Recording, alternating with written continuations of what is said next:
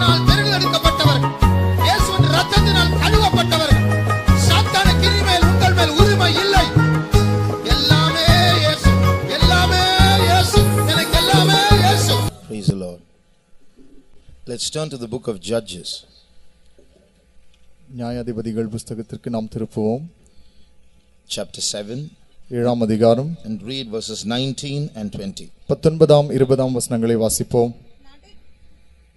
நடுஜாமத்தின் துவக்கத்தில் ஜாமக்காரரை மாற்றி வைத்த பின்பு கிதியோனும் அவனோடு இருந்த 100 பேரும் அந்த ஜாமத்தின் துவக்கத்திலே பாளையத்தின் முன்னணியில் வந்து எக்காலங்களை ஊதி தங்கள் கையில் இருந்த பானைகளை உடைத்தார்கள்.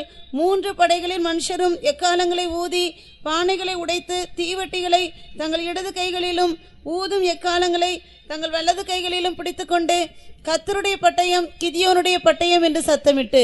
So Gideon and the 100 men that were with him came unto the outside of the camp in the beginning of the middle watch, and they had but newly said the watch, and they blew the trumpets and brake the pitchers that were in the hands, and the 3 companies blew the trumpets and brake the pitchers and held the lamps in the left hands and the trumpets in the right hands in the blow withal, and they cried, the sword of the Lord and of Gideon.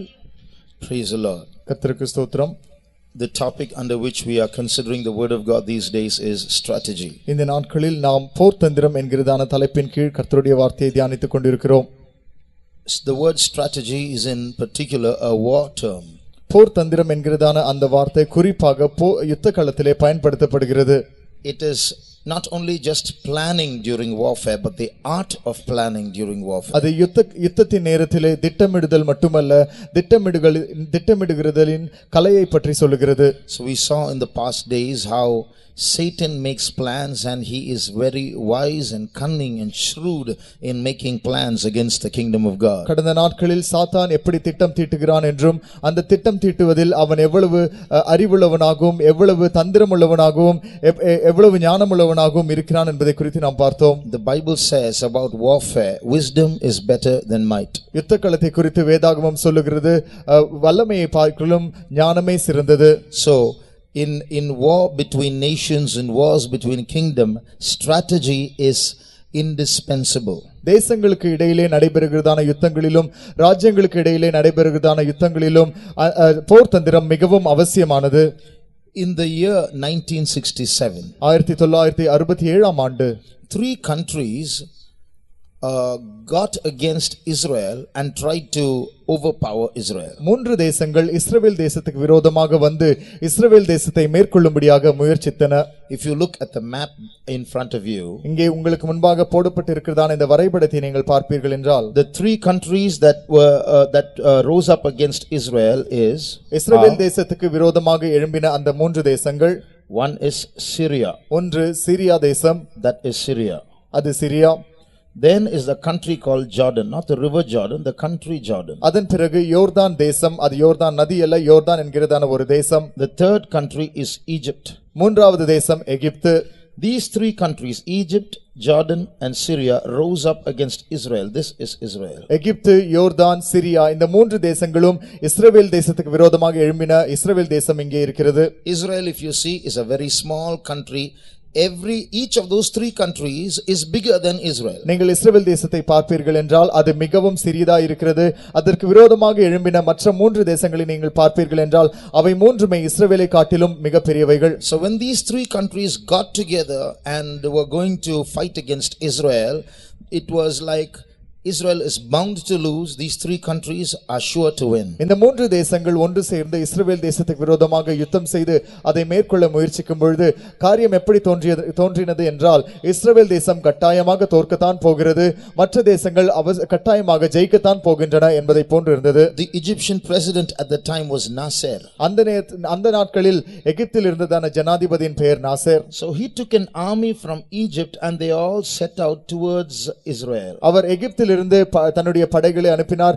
அவர்கள் அனைவரும் இஸ்ரவேல் தேசத்துக்கு நோக்கி சென்றார்கள். So when this army was about this place. இந்த படைகள் இந்த குறிப்பிட்ட இடத்தை வந்து சேர்ந்த பொழுது They are going towards Israel. அவர்கள் இஸ்ரவேல் தேசத்தை நோக்கி போய் கொண்டிருந்தார்கள். At that time Israel did a wise, they used a strategy. அந்த நேரத்திலே இஸ்ரவேல் தேசத்தார் ஒரு போர் தந்திரத்தை பயன்படுத்தினார்கள்.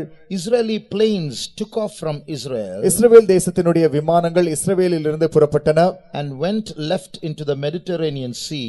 அவர்கள் மத்திய தரைக்கடல் வழியாக பறந்து சென்றன.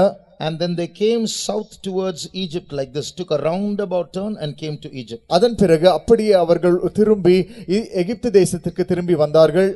And the Egyptians did not expect, because everybody expects the Israeli route to be across the land like this. எல்லோரும் வழக்கமாக இஸ்ரவேல் தேசத்தார் வருவார்கள் என்றால் இந்த பக்கமாக தரை வழியாக வருவார்கள் என்று தான் அவர்கள் எதிர்பார்த்தார்கள். எகிப்தியர்கள் இதை எதிர்பார்த்திருக்கவில்லை. So the planes took off into the sea and came down like this. இஸ்ரவேல் தேசத்தினுடைய விமானங்கள் கடலுக்கு மேல் பறந்து அதன் பிறகு கீழே இப்படி இறங்கி வந்தார்கள். They took control of the Egyptian airport. அதன் பிறகு எகிப்து தேசத்தினுடைய விமான நிலையத்தை அவர்கள் கைப்பற்றினார்கள்.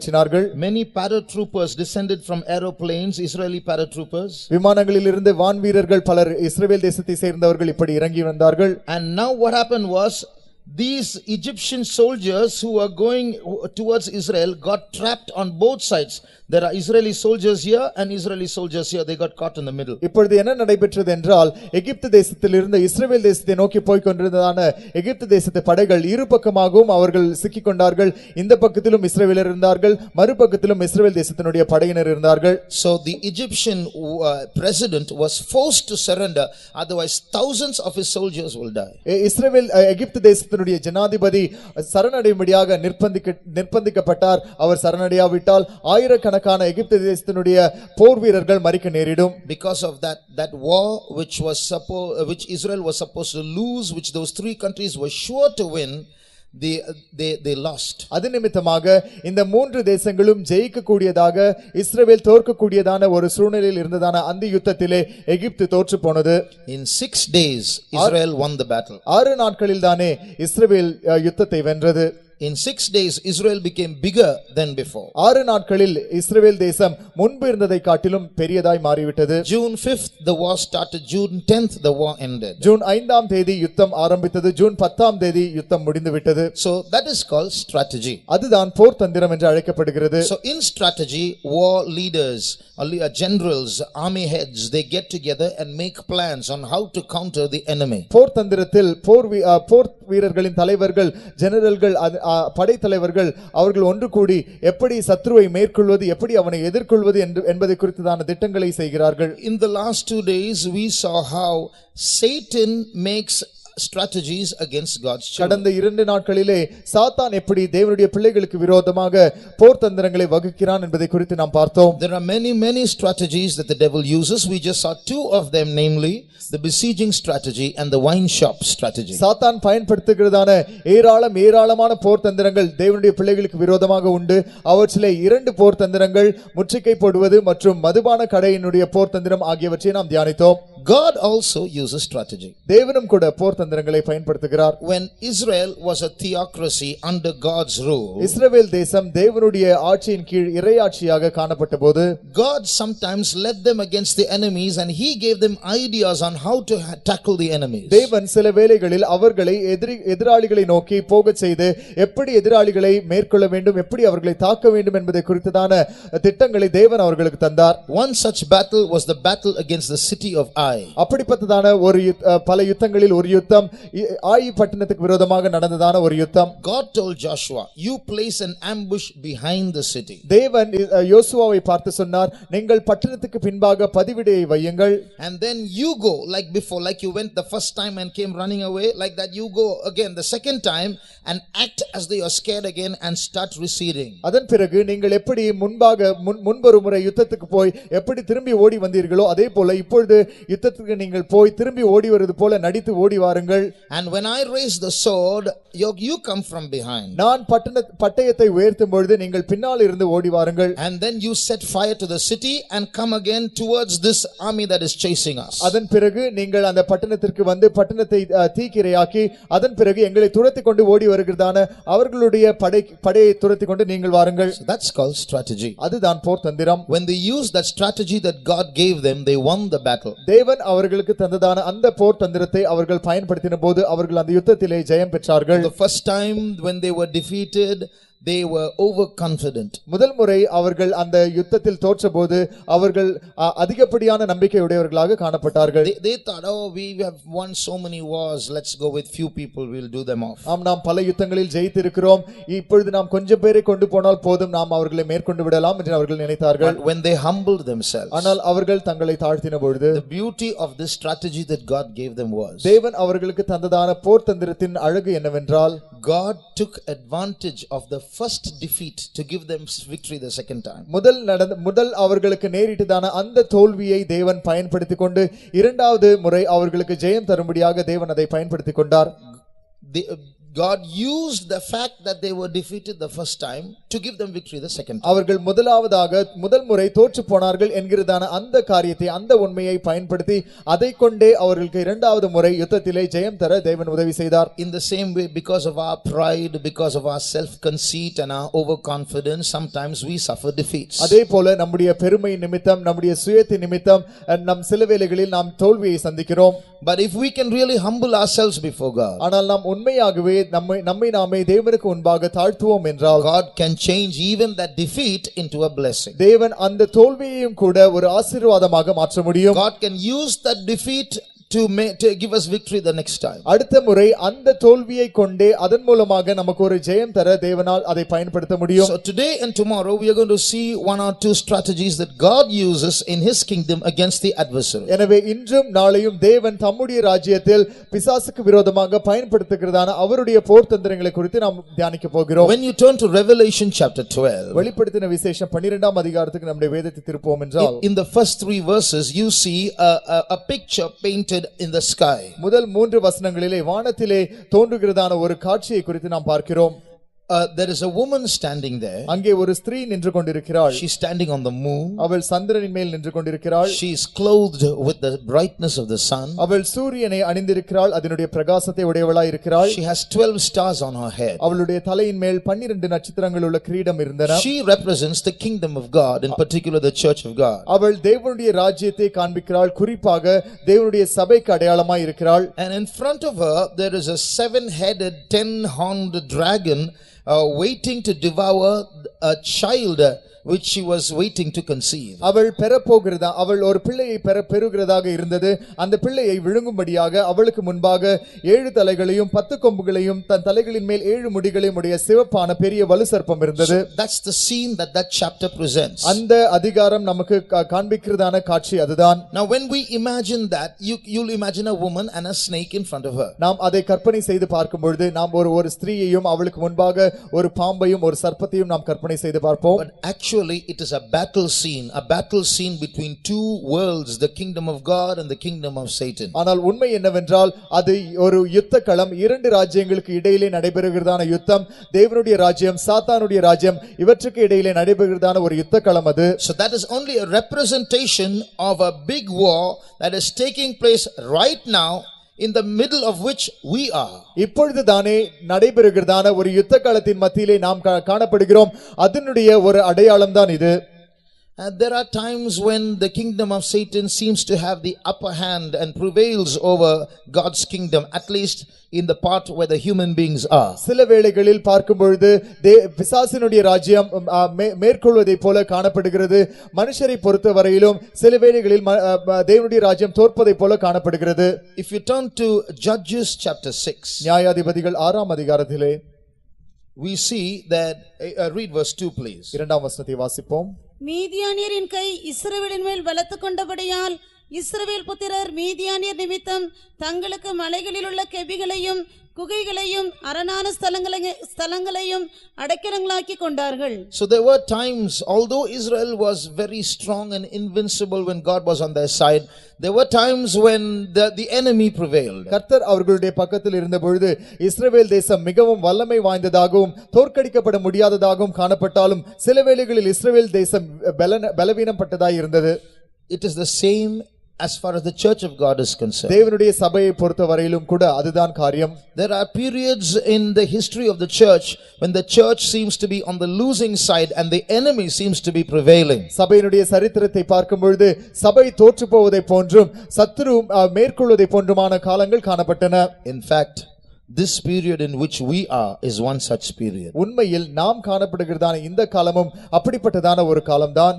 In verse 6 we read that because of this constant attack of the Midianites eating their increase, the Israelites were greatly impoverished. ஆறாம் வசனத்திலே நாம் பார்க்கிறோம், இந்த மீதியானர் தொடர்ச்சியாக அவர் இஸ்ரவேலரை தாக்கிக் கொண்டிருந்தபடியால் அவர்களுடைய விளைச்சலை அவர்கள் கெடுத்து போட்டுக் கொண்டிருந்தபடியால் இஸ்ரவேலர்கள் மிகவும் சிறுமைப்பட்டார்கள் என்று நாம் பார்க்கிறோம். In English, impoverished means made poor. ஆங்கிலத்திலே அவர்கள் எளியவர்களாக அல்லது ஏழைகளாக மாற்றப்பட்டார்கள் என்று பார்க்கிறோம். So there are times in which the enemy has the upper hand and we are made poor spiritually. சில வேளைகளில் எதிராளி அவன் மேற்கொள்வதை போல காணப்படுகிறான். நாம் எனவே ஆவிக்குரிய ஜீவித்தில் நாம் எளிமையுள்ளவர்களாக ஏழைகளாக மாற்றப்படுகிறோம். Even today as a church we are impoverished. இன்றைக்கும் கூட ஒரு சபையாக பார்ப்போம் என்றால் நாம் எளிமையானவர்களாக ஏழைகளாக மாற்றப்பட்டிருக்கிறோம். Why do I say that? நான் ஏன் அதை சொல்லுகிறேன்? Because we all realize that we sow a lot and we reap very little. நாம் அனைவரும் உணர்கிறதான ஒரு காரியம் என்னவென்றால் நாம் அதிகமாக விதைக்கிறோம் ஆனால் கொஞ்சமாக நாம் அறுக்கிறோம். We get a nice anointing, the Lord speaks to us on a Sunday service, we are refreshed, but on Monday we are losing a battle again. நாம் ஒரு நல்ல அபிஷேகத்தை பெற்றுக்கொள்கிறோம். தேவன் நம்மோடு ஞாயிற்றுக்கிழமைகளில் அருமையாக பேசுகிறார். ஆனால் அடுத்த நாளிலே திங்கட்கிழமையிலே நாம் யுத்தத்திலே தோல்வி பெற்றுக் கொண்டிருக்கிறோம். We are in trouble. God gives us a promise and we are so happy God spoke to us, and the next day the opposite thing happens, not what the promise said, the exact opposite happens. நாம் தொல்லைக்குள்ளே அகப்பட்டிருக்கிறோம். அப்பொழுது தேவன் நம்மோடு பேசுகிறார், வாக்குத்தத்தத்தை தருகிறார். ஆனால் அடுத்த நாளே கர்த்தர் தந்த வாக்குத்தத்தத்துக்கு மாறான காரியங்கள் எதிரடியாக நடைபெறுகின்றன. We pray for something but that something never happens. நாம் ஏதோ ஒரு காரியத்திற்காக ஜெபிக்கிறோம். நாம் ஜெபிக்கிறதான அந்த ஒரு காரியம் நடைபெறுவதே இல்லை. We keep advising our unsaved or backslidden members of the family to come to church to follow the Lord. All our endeavors are in vain. ரட்சிக்கப்படாத பின்மாற்றம் அடைந்த நம்முடைய குடும்பத்தை சேர்ந்ததான நபர்களை தொடர்ச்சியாக தேவனுடைய ஆலயத்திற்கு வரும்படியாக கர்த்தரை பின்பற்றும்படியாக நாம் தொடர்ந்து முயற்சித்துக் கொண்டிருக்கிறோம். நம்முடைய முயற்சிகள் அனைத்தும் தோல்வியில் தான் முடிகின்றன. There are some sins, some of us are members of the church, and there are some sins that we can't get over. நம்மில் சிலர் சபையிலே அங்கத்தினராய் இருப்பினும் நம்மால் மேற்கொள்ள முடியாத சில பாவங்கள் உண்டு. There are some sicknesses that we have, we keep on praying about it, but there is no progress, no relief, no healing. நமக்கு காணப்படுகிறதான சில குறிப்பிட்ட வியாதிகள் உண்டு. அதற்காக நாம் தொடர்ந்து ஜெபித்துக் கொண்டிருக்கிறோம். ஆனால் ஒருவித பயனும் இல்லை, சுகமும் இல்லை, விடுதலை இல்லை. We are looking for some miracle to happen in our family, but it doesn't seem to happen. நம்முடைய குடும்பத்திலே ஏதோ ஒரு அற்புதம் நடைபெறும்படியாக நாம் தொடர்ந்து எதிர்பார்த்துக் கொண்டிருக்கிறோம். ஆனால் அது நடைபெறுவதாக தெரியவில்லை. This is that impoverished situation that we have in the church, just like the Israelites had against the Midianites. மீதியானியருக்கு விரோதமாக இஸ்ரவேலர் ஜனங்கள் எப்படி எளிமையுடையவர்களாக ஏழைகளாக மாற்றப்பட்டார்களோ அதுபோல சபையிலே நாமும் ஏழைகளாக மாற்றப்பட்டிருக்கிறதான சூழ்நிலை அதுதான். Why did that happen to the Israelites? Why did not God give them the victory? ஏன் தேவன் இஸ்ரவேலர்களுக்கு ஜெயம் தரவில்லை? ஏன் இப்படிப்பட்ட காரியம் இஸ்ரவேலர்களுக்கு நடைபெற்றது? Coming back to Judges chapter 6 and verse 1. மீண்டுமாக நியாயாதிபதிகள் 6ஆம் அதிகாரம் 1ஆம் வசனத்துக்கு நாம் வரும்பொழுது You see the answer there. அங்கே அதற்கான பதிலை நாம் பார்க்கிறோம். Read verse 1 please. 1ஆம் வசனத்தை வாசிப்போம். பின்னும் இஸ்ரவேல் புத்திரர் கர்த்தரின் பார்வைக்கு பொல்லாப்பானதை செய்தார்கள். அப்பொழுது கர்த்தர் அவர்களை 7 வருஷம் மீதியானியரின் கையில் ஒப்புக் கொடுத்தார். So here we see God gave them to the hand of the Midianites. The Lord delivered them. The Lord allowed that loss. கர்த்தர் அவர்களை மீதியானியரின் கைகளில் ஒப்புக் கொடுத்தார். கர்த்தர் தாமே அதை அனுமதித்தார். So it is not that the Midianites were very strong and powerful. The Lord delivered the Israelites. மீதியானியர்கள் மிகவும் வல்லமை படைத்தவர்களாகவும் சக்தி வாய்ந்தவர்களாகவும் இருந்ததல்ல. கர்த்தர் தாமே இவர்களை அவர்கள் கையில் ஒப்புக் கொடுத்தார். Why? ஏன்? Because they committed evil in the sight of the Lord. ஏனென்றால் அவர்கள் கர்த்தரின் பார்வைக்கு பொல்லாப்பானதை செய்தார்கள். In the same way, if we have become subservient to our own enemies, one important reason is there is evil amongst us. அதே போல நம்முடைய எதிராளிகளுக்கு நாம் அடிமைகளை போன்று மாற்றப்பட்டு இருப்போம் என்றால் நமக்குள்ளே ஒரு காரியம் உண்டு. நாம் கர்த்தருக்கு விரோதமாக தீமை உடையவர்களாய் இருக்கிறோம். So we have to humbly admit that. நாம் தாழ்மையோடு அதை ஒத்துக்கொள்ள வேண்டும். Although we are in the church, நாம் சபையில் இருந்தாலும், although there are blessings in the church, சபையிலே ஆசீர்வாதம் இருப்பினும், It's not revival, it's just survival. அது எழுப்புதல் அல்ல, அது நாம் உயிரோடு தக்க வைக்கப்பட்டிருக்கிறோம். So if we have to come out of that situation and a revival must come into the church, then we need to first sanctify ourselves. அப்படிப்பட்டதான சூழ்நிலையில் இருந்து நாம் வெளியே வந்து சபைக்குள்ளே ஒரு எழுப்புதல் வர வேண்டும் என்றால் முதலாவதாக நம்மை நாமே சுத்திகரித்துக் கொள்ள So வேண்டும். because we have fallen from the grace of God, because of the evils that we are committing, the enemy has obtained a right to attack us. தேவனுடைய கிருபையிலிருந்து நாம் விழுந்து கொண்டிருக்கிறபடியால் நாம் செய்து கொண்டிருக்கிறதான அந்த தீமை நிமித்தம் எதிராளியானவன் நம்மை தாக்கும்படியான உரிமையை அவன் பெற்றிருக்கிறான். When speaking about the evil in the church, it's not evil in that person and this person, it's the evil in me.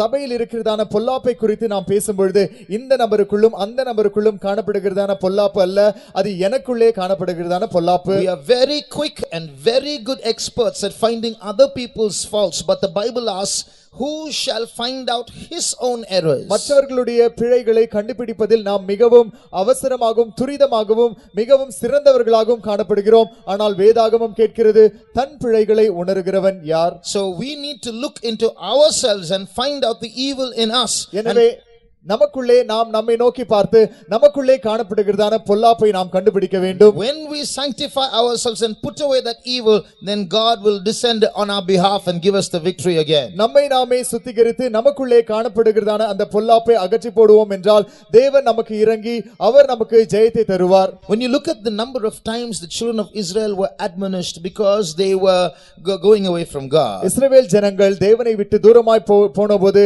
அவர்கள் எத்தனை முறை அவர்கள் அதை குறித்து எச்சரிப்படைந்தார்கள் என்று பார்க்கும் பொழுது they were punished, then they will return to God, then they'll go astray again they'll be punished, they'll return to God. அவர்கள் தண்டிக்கப்பட்டார்கள், அதன் பிறகு தேவனை நோக்கி திரும்பி வந்தார்கள், மீண்டுமாக தேவனை விட்டு போனார்கள், தண்டிக்கப்பட்டார்கள், திரும்பி வந்தார்கள். When a small child does something wrong, ஒரு சிறு பிள்ளை ஏதாவது தவறான காரியம் செய்யும் பொழுது and the parent or the teacher takes a stick and punishes and beats the child, பிள்ளையினுடைய பெற்றோரோ அல்லது ஆசிரியரோ ஒரு கொம்பை எடுத்து பிள்ளையை அடிக்கிறார்கள். will you do it again? மீண்டுமாக இதை செய்வாயா? No, I won't do it.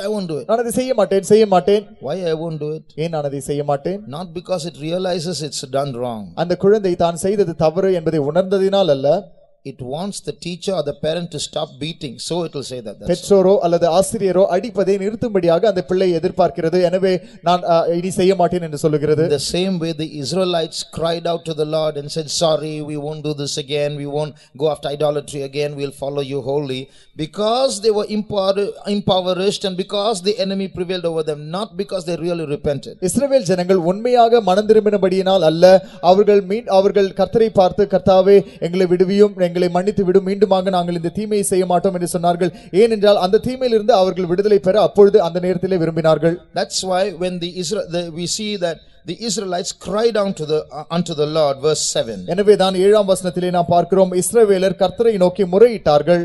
Read verse 7. 6ஆம் அதிகாரம் 7ஆம் வசனம்.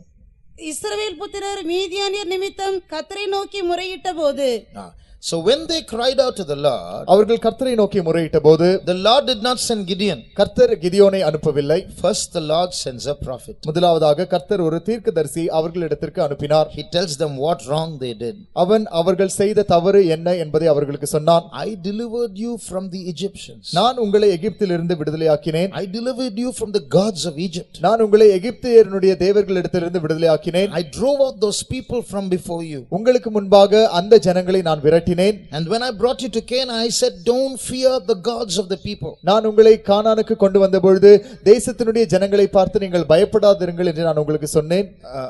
The gods of the land. இந்த தேசத்தினுடைய தேவர்களை குறித்து நீங்கள் பயப்படாதீர்கள் என்று சொன்னேன். But you did not obey my voice. ஆனால் நீங்கள் என்னுடைய சத்தத்திற்கு கீழ்ப்படியவில்லை. Read verse 10 alone. 10ஆம் வசனத்தை மட்டும் வாசிப்போம். நான் உங்கள் தேவனாகிய கர்த்தர் என்றும் நீங்கள் குடியிருக்கும் அவர்கள் தேசத்தில் உள்ள எமோரியருடைய தேவர்களுக்கு பயப்படாதிருங்கள் என்றும் உங்களுக்கு சொன்னேன், நீங்களோ என் சொல்லை கேளாதே போனீர்கள் என்கிறார் என்று சொன்னான். So here the fault that God is accusing the people of is not idolatry. ஜனங்கள் செய்ததான குற்றம் என்னவென்று தேவன் அவர்களை குற்றம் சாட்டுவது என்னவென்றால் அவர்களுடைய விக்கிரக ஆராதனை அல்ல.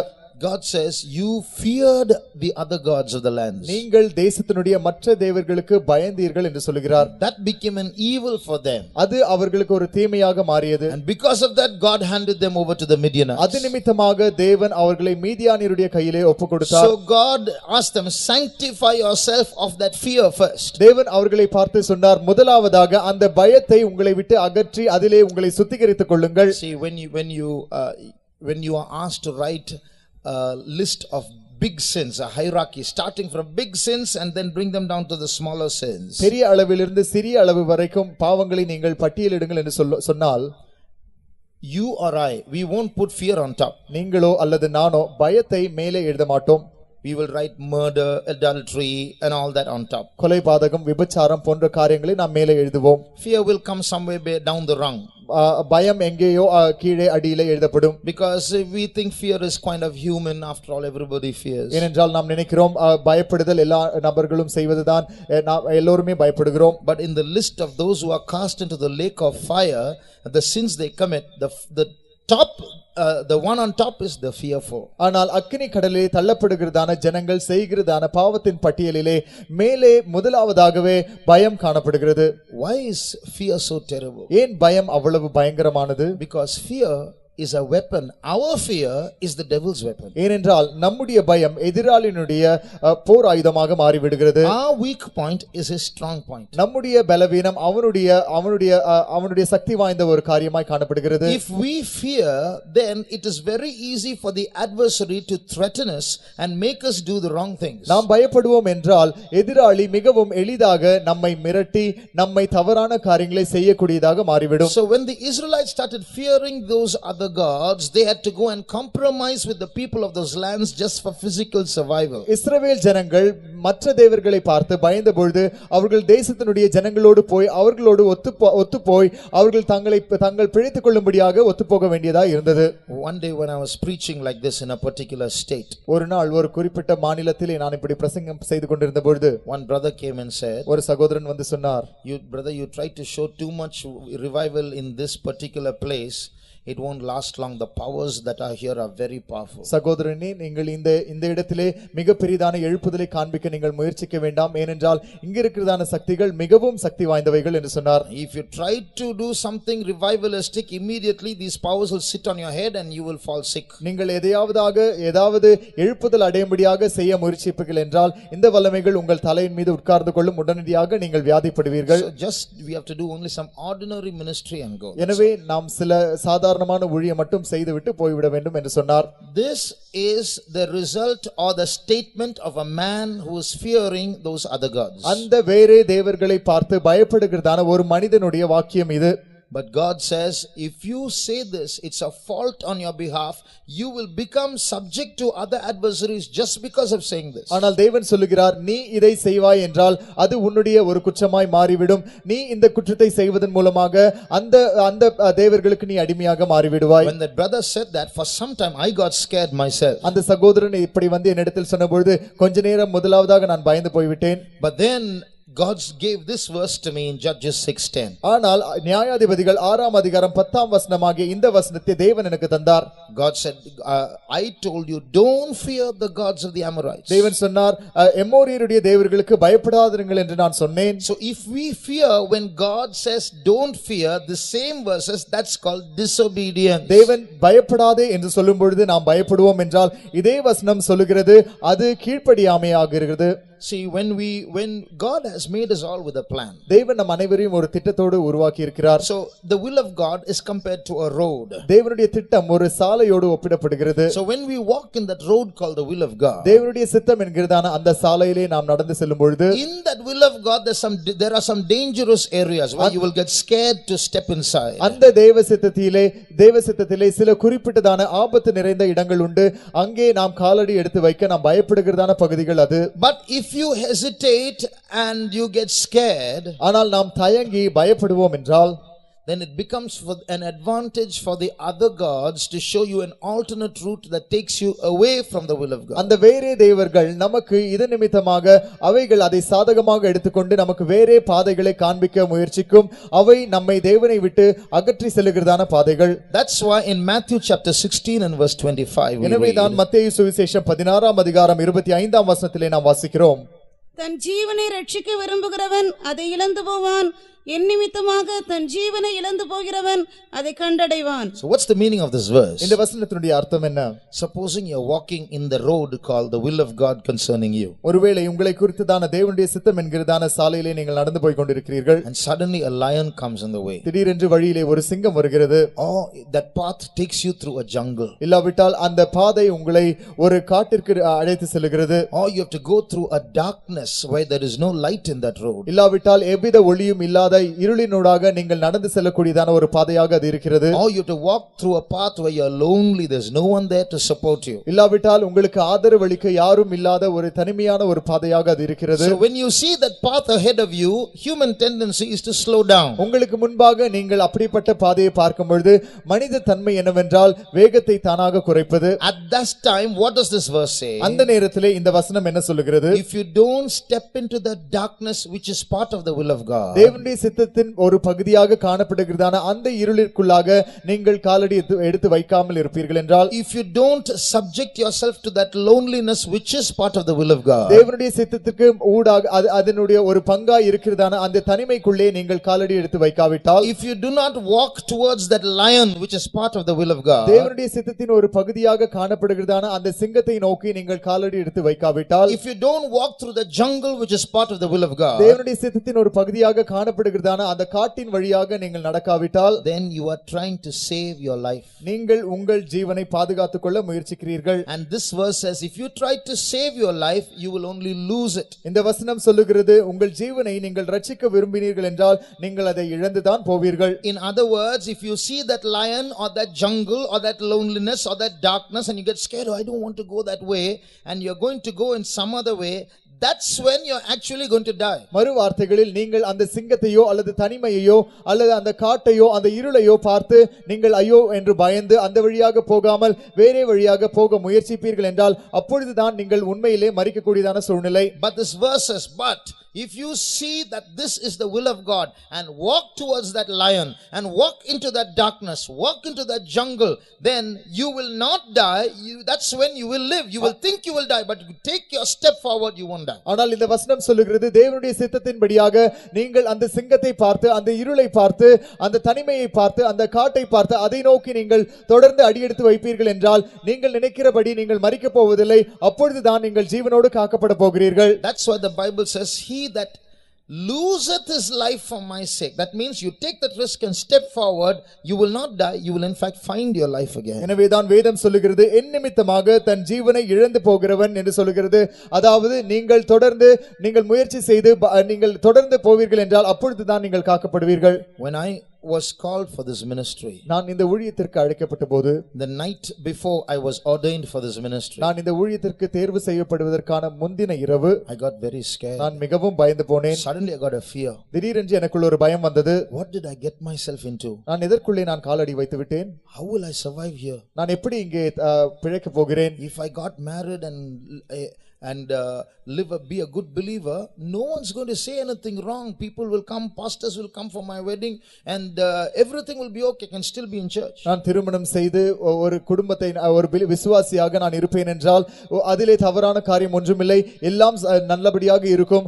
பாஸ்டர்மார் என்னுடைய கல்யாணத்துக்கு வருவார்கள். எல்லாம் நல்லபடியாக தான் இருக்கும். But after coming into the ministry and I face a temptation and I fall, I can't even be in this church after that. ஆனால் நான் இந்த ஊழியத்திற்கு வந்த பிறகு ஒரு சோதனையை சந்தித்து அதிலே நான் விழுந்து போவேன் என்றால் அதன் பிறகு நான் இந்த சபையில் ஒரு விசுவாசியாக கூட இருக்க முடியாது. What did I do? I got scared suddenly. நான் என்ன காரியம் செய்து விட்டேன் என்று நினைத்து நான் திடீரென்று பயந்து போனேன். So now this fear is telling me, don't step forward. இப்பொழுது இந்த பயம் என்னை பார்த்து சொல்லுகிறது, முன்னால் அடியெடுத்து வைக்காதே. Early in the morning God spoke to me. அதிகாலையிலே தேவன் என்னோடு பேசினார். God said, I told Lot to flee to the mountain. தேவன் சொன்னார், நான் லோத்தை பார்த்து மலைக்கு ஓடிப்போ என்று சொன்னேன். But Lot said, no Lord, there may be some evil there, so I'll go to the plain nearby. ஆனால் லோத்து சொன்னான், ஆண்டவரே, அங்கே போவேன் என்றால் எனக்கு தீங்கு நேரிடும், எனவே அங்கே அருகாமையில் இருக்கிற ஊருக்கு நான் ஓடி போகிறேன் என்று சொன்னான். I told Lot to flee to the mountain for safety. நான் பாதுகாப்புக்காக தான் லோத்தை மலைக்கு ஓடி போகும்படியாக சொன்னேன். But Lot saw danger in that safety and chose the plain. ஆனால் லோத்து அந்த பாதுகாப்பிற்குள்ளே ஒரு ஆபத்தை கண்டு சமவெளியை தெரிந்து கொண்டான்.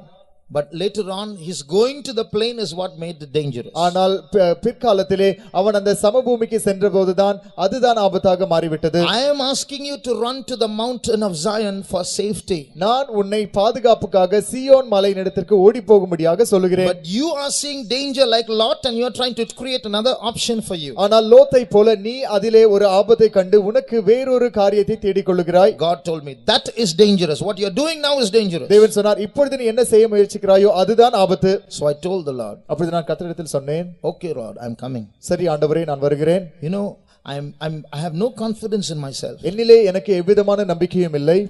But I'm coming just for one reason. ஆனால் ஒரு காரணத்தின் நிமித்தமாக நான் வருகிறேன். You told me, so I'm coming. நீர் என்னை வரச் சொன்னீர், எனவே நான் வருகிறேன். And I stepped forward. நான் காலடி எடுத்து வைத்தேன். By the grace of God, I can tell you, கர்த்தருடைய கிருபையினால் என்னால் இப்பொழுது சொல்ல முடியும், I have faced all kinds of temptations and trials and failures in my life. எல்லா விதமான சோதனைகளையும் பரீட்சைகளையும் தோல்விகளையும் என்னுடைய ஜீவிதத்திலே நான் சந்தித்து விட்டேன். But by the grace of God, even one day in my mind, the thought of leaving the ministry did not come. ஆனால் கர்த்தருடைய கிருபையினால் ஒரு நாளாவது என்னுடைய மனதிலே இந்த ஊழியத்தை விட்டு நான் போய்விட வேண்டும் என்கிறதான சிந்தையும் வந்ததில்லை. I have made many foolish mistakes in my life. நான் என்னுடைய ஜீவிதத்திலே பல மதியீனமான தவறுகளை செய்திருக்கிறேன். People have told all kinds of things which I didn't even imagine against me. நான் என்னை குறித்து கற்பனை கூட செய்து பார்க்காத காரியங்களை ஜனங்கள் என்னை குறித்து சொல்லி இருக்கிறார்கள். But the Lord told me, you are in safety zone. ஆனால் கர்த்தர் என்னிடத்தில் சொன்னார், நீ ஒரு பாதுகாப்பு வளையத்திற்குள்ளே காணப்படுகிறாய். And I believe that God who kept me till now is able to keep me till the end. இதுவரைக்கும் என்னை பாதுகாத்ததான அந்த தேவன் இறுதி வரைக்கும் என்னை பாதுகாக்க வல்லவர் என்று நான் விசுவாசிக்கிறேன். I did not lose my life, I have found my life. என்னுடைய ஜீவனை நான் இழந்து போகவில்லை, என்னுடைய ஜீவனை நான் கண்டடைந்திருக்கிறேன். So we should not be afraid to step forward into danger. எனவே ஆபத்திற்குள்ளாக காலடி எடுத்து வைக்க நாம் பயப்படக்கூடாது. When you look at this Gideon,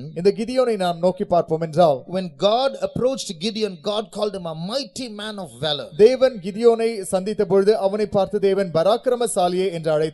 The Lord is with thee, thou mighty man of valor. கர்த்தர் உன்னோடு இருக்கிறார், பராக்கிரமசாலியே.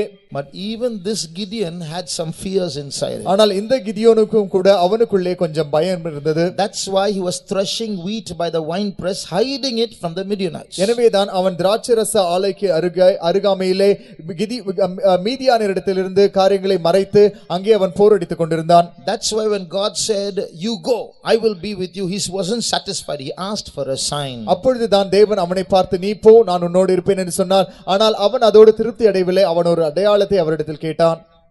Then God gave him that sign. அப்பொழுது கர்த்தர் அந்த அடையாளத்தை கட்டளையிட்டார். Again he was not convinced, so he asked for one more sign. Please Lord, one more time, do this. அப்பொழுதும் அவன் திருப்தி அடையவில்லை. தேவனே, தயவு செய்து மீண்டுமாக இந்த ஒரு முறை தயவு செய்து இந்த அடையாளத்தையும் எனக்கு காண்பியுங்கள் என்று கேட்டான். Why? ஏன்? Because his fear, in spite of God saying, I will be with you and showing him one sign, still was there inside. He needed some more convincing. ஏனென்றால் நான் உன்னோடு இருப்பேன் என்று தேவன் சொல்லி இருந்தும் அவனுக்கு தேவன் ஒரு அடையாளத்தை காண்பித்திருந்தும் அவனுடைய பயம் அவனை விட்டு அகன்று போகவில்லை. அவனுக்கு இன்னும் கொஞ்சம் அவனுக்கு திருப்திப்படுத்த வேண்டியிருந்தது. But the Lord didn't get angry. The Lord patiently did something to remove that fear. ஆனால் கர்த்தர் கோபப்படவில்லை. அவர் பொறுமையோடு இருந்து அந்த பயத்தை அகற்றும்படியாக சில காரியங்களை செய்தார். Even after showing him those two signs, அந்த இரண்டு அடையாளங்களை கர்த்தர் அவனுக்கு காண்பித்த பின்பும் கூட still he is scared. மீண்டுமாக அவன் பயந்திருந்தான். If you turn to Judges chapter 7 and verse 9, நியாயாதிபதிகள் 7ஆம் அதிகாரம் 9ஆம் வசனத்துக்கு நாம் திருப்போம் என்றால், அன்று ராத்திரி கர்த்தர் அவனை நோக்கி, நீ எழுந்து அந்த சேனையினிடத்துக்கு போ, அதை உன் கையில் ஒப்புக் கொடுத்தேன். God didn't say, I will deliver that army. He said, I have delivered that army. அந்த சேனையை நான் உன்னுடைய கையில் ஒப்புக் கொடுப்பேன் என்று தேவன் சொல்லாமல் உன் கையில் ஒப்புக் கொடுத்தேன் என்று சொன்னார். But still after that God says, but still if you're afraid, இருந்தாலும் கூட அதன் பின்பு தேவன் சொல்லுகிறார், போக பயப்பட்டாயானால் go down to that enemy camp in the night when no one is watching you, take your servant with you and go into that enemy camp. முதலாவதாக உன்னுடைய வேலைக்காரனை எடுத்துக்கொண்டு இரவு நேரத்திலே ஒருவரும் காணாத பொழுது எதிராளியினுடைய அந்த படைக்குள்ளே நீ போ. Read verse 10. 10ஆம் வசனத்தை வாசிப்போம். போக பயப்பட்டாயானால் முதல் நீயும் உன் வேலைக்காரனாகிய பூராவும் சேனையினிடத்திற்கு போய். So here we see God say, if you are scared, then take your servant with you and go. இங்கே கர்த்தர் சொல்லுகிறார், நீ போக பயப்பட்டாயானால் உன்னுடைய வேலைக்காரனை எடுத்துக்கொண்டு அந்த சேனையினிடத்திற்கு போ. Read verse 13. 13ஆம் வசனத்தை வாசிப்போம். கிதியோன் வந்தபோது. So he went into that camp. Gideon அப்பொழுது அந்த சேனைக்குள்ளே போனான். What does that mean? அதன் அர்த்தம் என்ன? God told, if you are scared, then you go in the night. தேவன் சொன்னார், நீ பயப்பட்டாயானால் இரவிலே அங்கே போ என்று சொன்னார். And he went. அவன் போனான். That means after God showed him sign 1, God told him, I am with you. God showed him sign 2. Still he was scared and he had to go for more convincing. அதன் அர்த்தம் என்னவென்றால், தேவன் அவனுக்கு முதலாவது அடையாளத்தை காண்பித்தார், நான் உன்னோடு இருக்கிறேன் என்று சொன்னார். அதன் பிறகு இரண்டாவது அடையாளத்தை காண்பித்தார். அதன் பிறகு நீ பயப்படுவாயானால் போ என்று சொன்னார். அவன் போனான். When he went there into that camp in the night, அவன் இரவு நேரத்திலே அந்த பாளையத்தினிடத்திற்கு போனபோது he heard a conversation. அவன் அங்கே ஒரு உரையாடலை கேட்டான். In the conversation, the enemy was saying, God is going to hand over the Midianites into the hands of Gideon. அந்த உரையாடலிலே எதிராளியினுடைய படையை சேர்ந்தவர்கள் ஒருவர் சொன்னார், தேவன் இந்த படையை கிதியோனுடைய கையிலே ஒப்புக்கொடுக்க போகிறார். That's when he got bold. அப்பொழுதுதான் அவன் தைரியம் அடைந்தான். Is anyone sitting here having any fear about anything?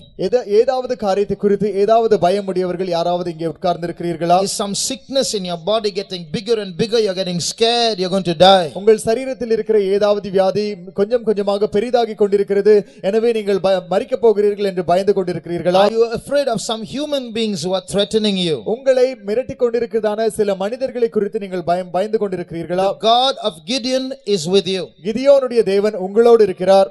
If you turn to Psalm 34, 34ஆம் சங்கீதத்துக்கு திருப்போம் என்றால் and read verse 11. 11ஆம் வசனத்தை வாசிப்போம். பிள்ளைகளே வந்து எனக்கு செவி கொடுங்கள், கர்த்தருக்கு பயப்படுதலை உங்களுக்கு போதிப்பேன்.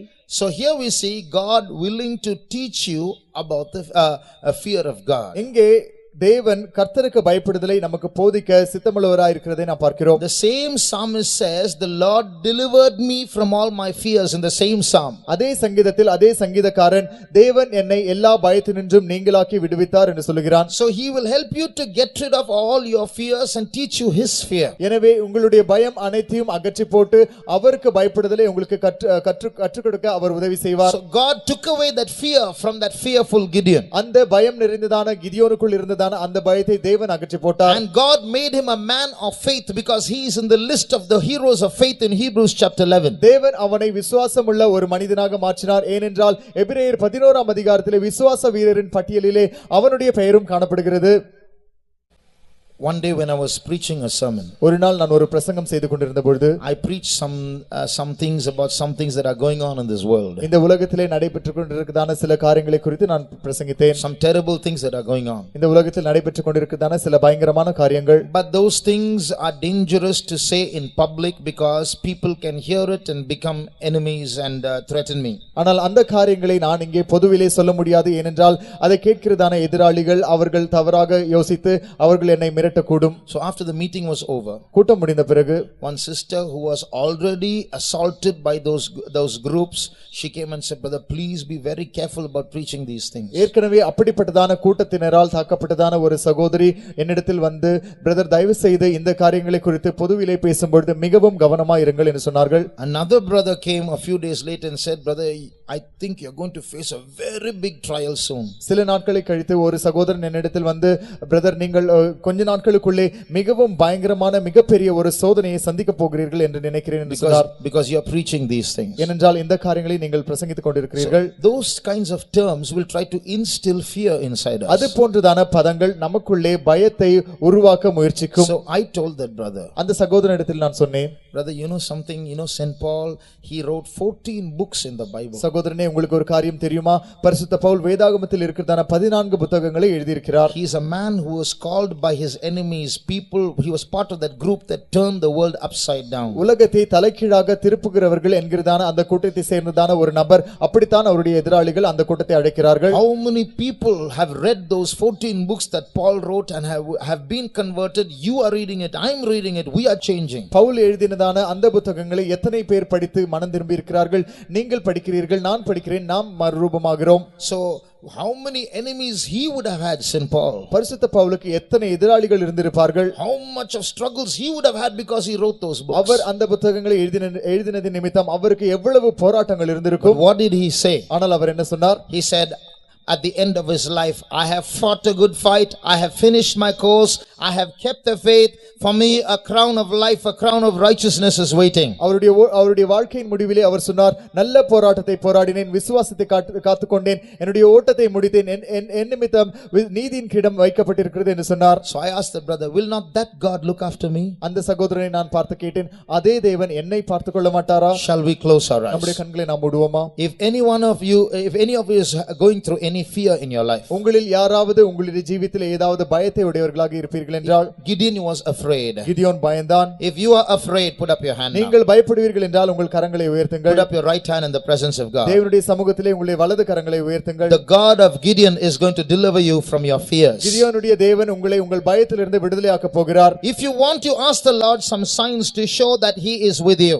உங்களுக்கு வேண்டும் என்றால் தேவன் உங்களோடு இருக்கிறார் என்பதற்கு சில அடையாளங்களை நீங்கள் தேவனிடத்தில் கேளுங்கள். the Lord will give you those signs. தேவன் உங்களுக்கு அந்த அடையாளங்களை கட்டளையிடுவார். Some things will happen in your life to prove that he is with you. அவர் உங்களோடு இருக்கிறார் என்பதை நிரூபிக்கும்படியாக உங்கள் வாழ்க்கையில் சில காரியங்கள் நடைபெறும். Though Gideon was scared, God called him a mighty man of valor. Gideon பயந்திருந்தாலும் தேவன் அவனை பார்த்து பராக்கிரமசாலியை என்று அழைத்தார். The same God, though you are lifting up your hands because of fear, the Lord is calling you a mighty man of valor. அதே தேவன் நீங்கள் உங்கள் பயத்து நிமித்தம் உங்கள் கரங்களை உயர்த்தி இருந்தாலும் உங்களை பார்த்து பராக்கிரமசாலியை என்று அழைக்கிறார். And he will show you some signs to take away those fears. அந்த பயங்களை உங்களை விட்டு அகற்றும்படியான சில அடையாளங்களை அவர் உங்களுக்கு காண்பிப்பார். And he will help you to fight your battle as one man, like he told Gideon. அவர் கிதியோனை பார்த்து சொன்னது போல ஒரே மனிதனோடு யுத்தம் செய்வது போல யுத்தம் செய்ய அவர் உங்களுக்கு உதவி செய்வார். As one man, he is one man, he will fight against the army. ஒரே மனிதனாக அந்த படைக்கு விரோதமாக யுத்தம் செய்ய அவர் உங்களுக்கு உதவி செய்வார். You have a great God who is with you. உங்களோடு இருக்கிறதான மிகப்பெரிய தேவன் உங்களுக்கு உண்டு. So you do not have to fear.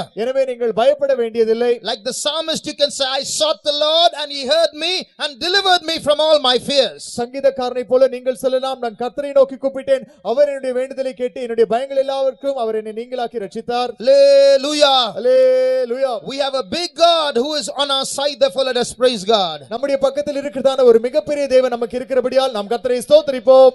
Stotram, stotram, stotram, stotram, stotram, stotram, stotram, stotram, stotram. So when God took him through that final experience of going into the enemy camp and hearing the words that encouraged him from the enemy himself, எதிராளியினுடைய சேனைக்குள்ளே போகிறதான அந்த கடைசி சூழ்நிலைக்குள்ளே தேவன் அவனை கொண்டு போனபோது அங்கே அவனை தைரியப்படுத்துகிறதான வார்த்தைகளை எதிராளியினுடைய கரத்திலிருந்தே அவன் கேட்டபோது, after that he lost his fear. அதன் பிறகு அவனுடைய பயத்தை அவன் இழந்து விட்டான். Then he came back boldly to his camp. அதன் பிறகு தன்னுடைய பாளையத்தினிடத்திற்கு அவன் தைரியமாக திரும்பி வந்தான். After that, through the guidance of God, he develops a strategy. அதன் பிறகு தேவனுடைய வழிநடத்துதலின்படி அவன் ஒரு போர் தந்திரத்தை உருவாக்கினான். God says, don't take too many. தேவன் சொன்னார், அநேகரை நீ கொண்டு போக வேண்டாம். God kept on filtering till finally only 300 remained. தேவன் கொஞ்சம் கொஞ்சமாக ஜனங்களை வடிகட்டி கடைசியிலே அவனோடு வெறும் 300 பேர் மட்டுமே இருந்தார்கள். This war is the funniest war in the Bible. வேதாகமத்திலே நாம் பார்க்கிறதான யுத்தங்களிலேயே மிகவும் வேடிக்கையான ஒரு யுத்தம் இது. But it is full of strategy. ஆனால் அது போர் தந்திரங்கள் நிறைந்ததான ஒரு யுத்தம். This is a war that proves that wisdom is better than might. ஞானமே வல்லமையை காட்டிலும் சிறந்தது என்பதை நிரூபிக்கிறதான ஒரு யுத்தம் இது. Just imagine 300 people going and fighting against lakhs of people. கற்பனை செய்து பாருங்கள், வெறும் 300 பேர் லட்சக்கணக்கான ஜனங்களுக்கு விரோதமாக யுத்தத்திற்கு போவது. Just imagine the people who are the enemies, they have swords, helmets, shields. கற்பனை செய்து பாருங்கள், இந்த எதிராளிகள் அவர்களுடைய கையிலே அவர்கள் பட்டயத்தையும் தலைச்சீராவையும் கேடயத்தையும் வைத்திருந்தார்கள். And they have bows and arrows. அவர்களிடத்திலே வில்லுகளும் அம்புகளும் இருந்தன. But these 300, what do they have? ஆனால் இந்த 300 பேரிடத்தில் என்ன இருந்தது? They have a mud pot in one hand. அவர்களுடைய ஒரு கரத்திலே மண் பானைகள் இருந்தன. And a trumpet in the other hand. மறு கரத்திலே எக்காளங்கள் இருந்தன. If anybody sees this army going with a mud pot in one hand and a trumpet in another hand, going to fight lakhs of people with swords and spears, they will laugh. பட்டயங்களையும் ஈட்டிகளையும் உடைய லட்சக்கணக்கான ஜனங்களுடைய அந்த படையை நோக்கி போகிறதான இந்த படை தன்னுடைய கையிலே மண்பானையும் எக்காலத்தையும் உடையதா இருக்கிறதை யாராவது பார்ப்பார்கள் என்றால் அவர்கள் சிரிப்பார்கள். Where are you going? நீங்கள் எங்கே போகிறீர்கள்? In fact, you have a trumpet in one hand, a pot in one hand, you can't tell where they are going itself. உண்மையில் ஒரு கையில் உங்களிடத்திலே எக்காலமும் மறு கையிலே மண்பானையும் இருக்கும் என்றால் எங்கே போகிறீர்கள் என்று கூட உங்களால் சொல்ல முடியாது. So when the beauty of those 300 people is unquestioning obedience. Not even one of them said, what is this you're trying to do? No swords in the hand. You ask us to take pots to fight battles. அந்த 300 பேருடைய அருமையான காரியம் என்னவென்றால் அவர்கள் அப்படியே கீழ்ப்படிந்தார்கள். ஒருவராகிலும் நீங்கள் என்ன செய்ய முயற்சிக்கிறீர்கள்? நம்முடைய கரத்திலே பட்டயம் இல்லை, எப்படி நாம் யுத்தத்திற்கு போவது என்று ஒருவரும் கேள்வி கேட்கவில்லை. Gideon, what are you trying to do? கிதியோனே என்ன செய்ய முயற்சிக்கிறாய்? Now when the 300 people were asked to shout, what were they asked to shout? இந்த 300 பேர்களும் அவர்கள் சத்தமிட சொல்லப்பட்டார்கள். என்ன காரியத்தை அவர்கள் கூக்குரலிடும்படியாக சொல்லப்பட்டது? The sword of the Lord and of Gideon. கர்த்தருடைய பட்டயம், கிதியோனுடைய பட்டயம். But the beauty is nobody had a sword in there. அதனுடைய அருமை அழகான காரியம் என்னவென்றால் ஒருவருடைய கரத்திலும் கூட பட்டயம் இல்லை. They have pots and trumpets and lanterns but no swords, but they are shouting the sword of the Lord and of Gideon. அவர்களுடைய கைகளிலே மண்பானைகளும் தீவெட்டிகளும் எக்காளங்களும் காணப்பட்டன, பட்டயம் இல்லை. ஆனால் அவர்கள் சத்தமிட்டது என்னவென்றால் கர்த்தருடைய பட்டயம், கிதியோனுடைய பட்டயம். But that is strategy. That is God's way of winning a battle. ஆனால் அது போர் தந்திரம், யுத்தத்தை மேற்கொள்ளும்படியான கர்த்தருடைய வழி அது. So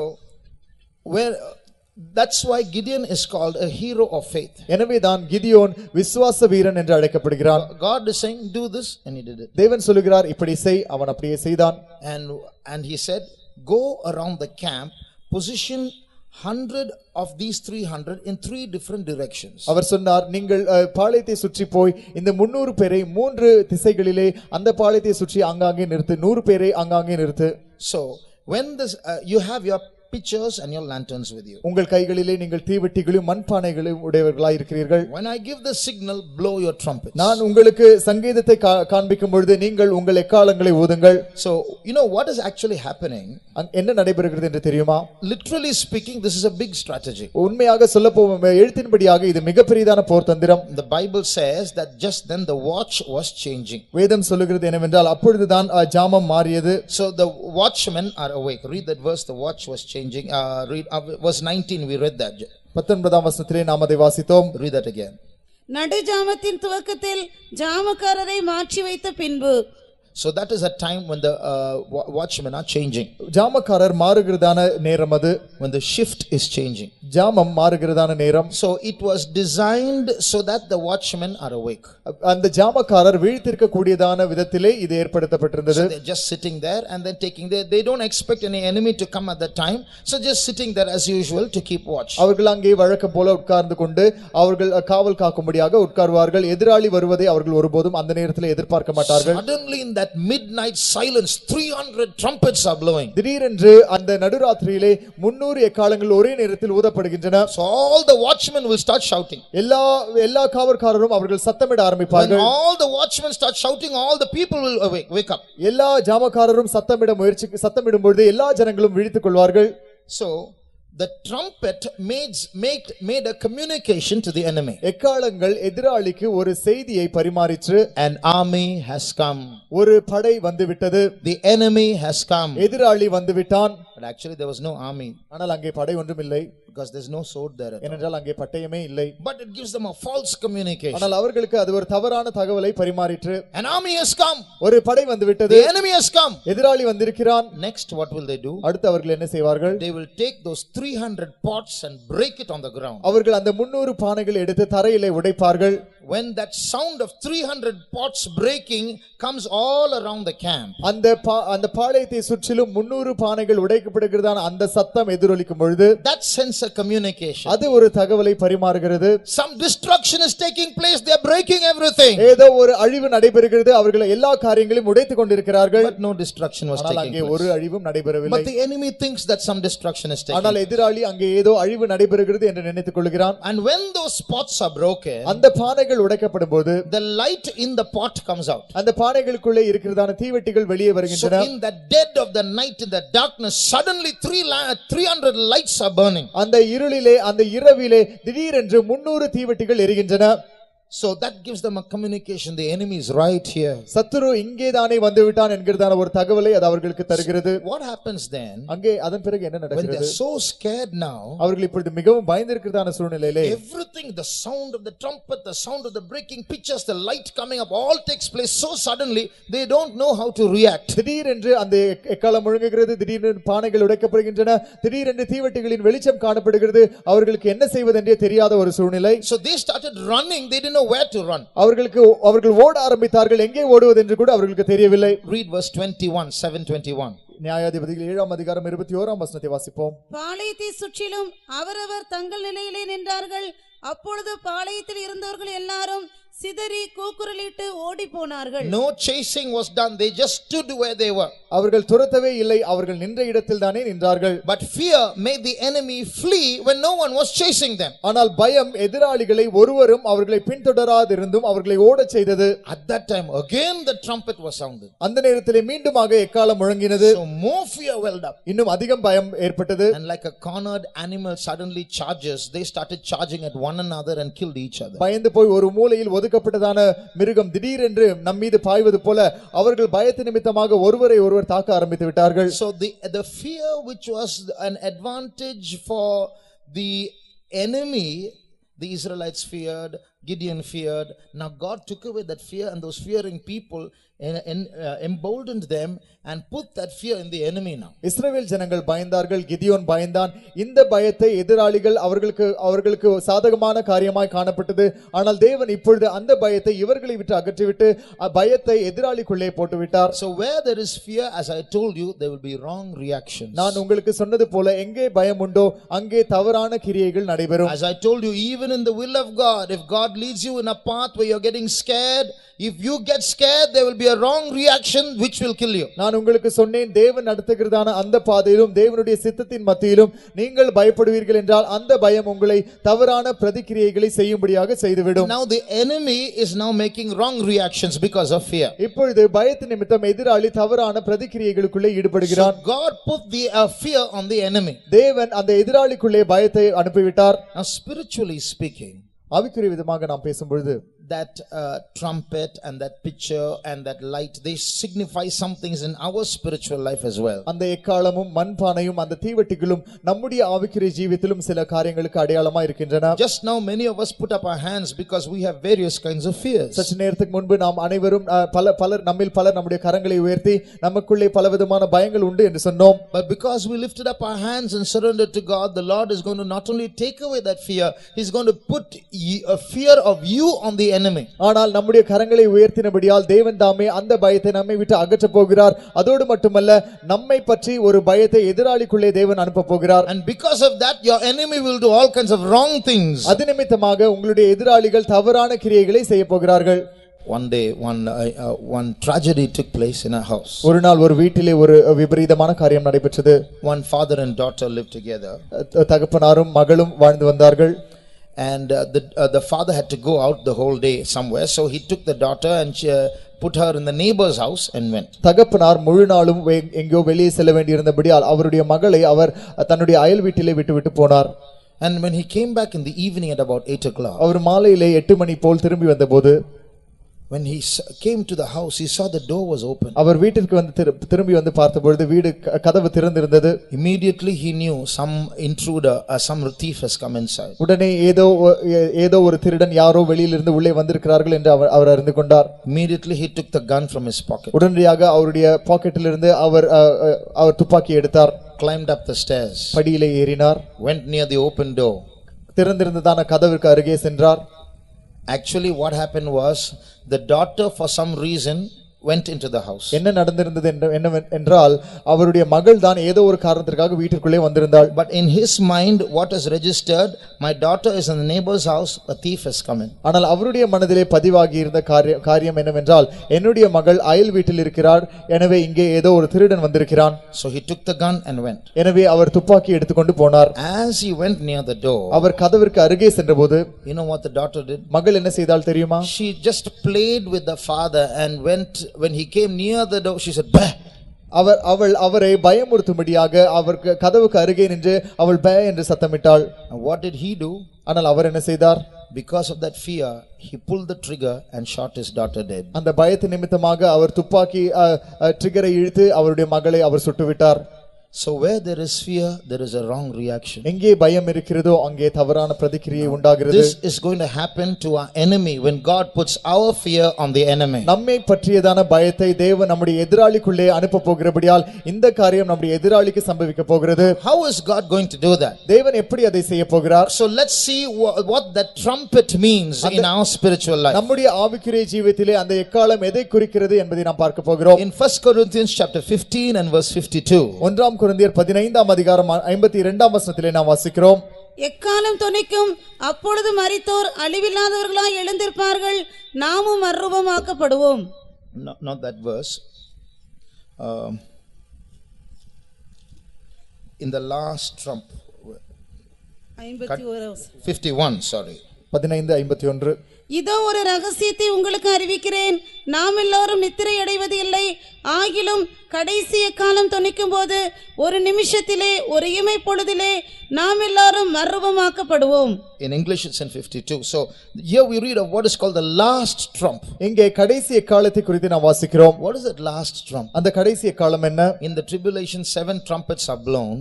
உபத்திரவ காலத்திலே 7 எக்காலங்கள் தொனிக்கப்படுகின்றன. This last trump is not the 7th trumpet because those 7 trumpets are blown after Jesus comes. இந்த கடைசி எக்காலங்கள் அந்த உபத்திரவ காலத்தில் உள்ள அந்த 7வது எக்காலம் அல்ல, ஏனென்றால் அந்த 7 எக்காலங்கள் இயேசுவினுடைய வருகைக்கு பின்பாக ஊதப்படுகின்றன. So this last trump refers to the gospel of the last days. இந்த கடைசி எக்காலம் கடைசி நாட்களிலே சொல்லப்படுகிறதான சுவிசேஷத்தை குறிக்கிறது. In various parts of the Bible we see that the gospel have the proclamation of the gospel has been compared to the blowing of trumpets. வேதாகமத்தினுடைய பல பகுதிகளிலே நாம் பார்க்கும் பொழுது சுவிசேஷம் சொல்லுவதை எக்காலம் ஊதுவதற்கு ஒப்பிடப்பட்டிருக்கிறதை நாம் பார்க்கிறோம். So there is a special gospel that is going to be preached in the last days. எனவே கடைசி நாட்களிலே பிரசங்கிக்கப்பட போகிறதான ஒரு விசேஷித்த சுவிசேஷம் உண்டு. It is called the apocalyptic gospel, a gospel pertaining to the end times. அது கடைசி நாட்களை குறித்ததான ஒரு சுவிசேஷம் என்று அழைக்கப்படுகிறது. In the first day, முதலாவது நாள், when Daniel, I told you when Daniel was fasting and praying for 21 days, நான் உங்களுக்கு ஏற்கனவே சொன்னேன், தானியேல் உபவாசித்து 21 நாட்கள் ஜெபித்துக் கொண்டிருந்தான். God sent down a special revelation to him called the scripture of truth. சத்தியத்தின் வார்த்தை என்கிறதான ஒரு விசேஷித்த வெளிப்படுத்தலை தேவன் அவனுக்கு அனுப்பினார் என்று நான் சொன்னேன்.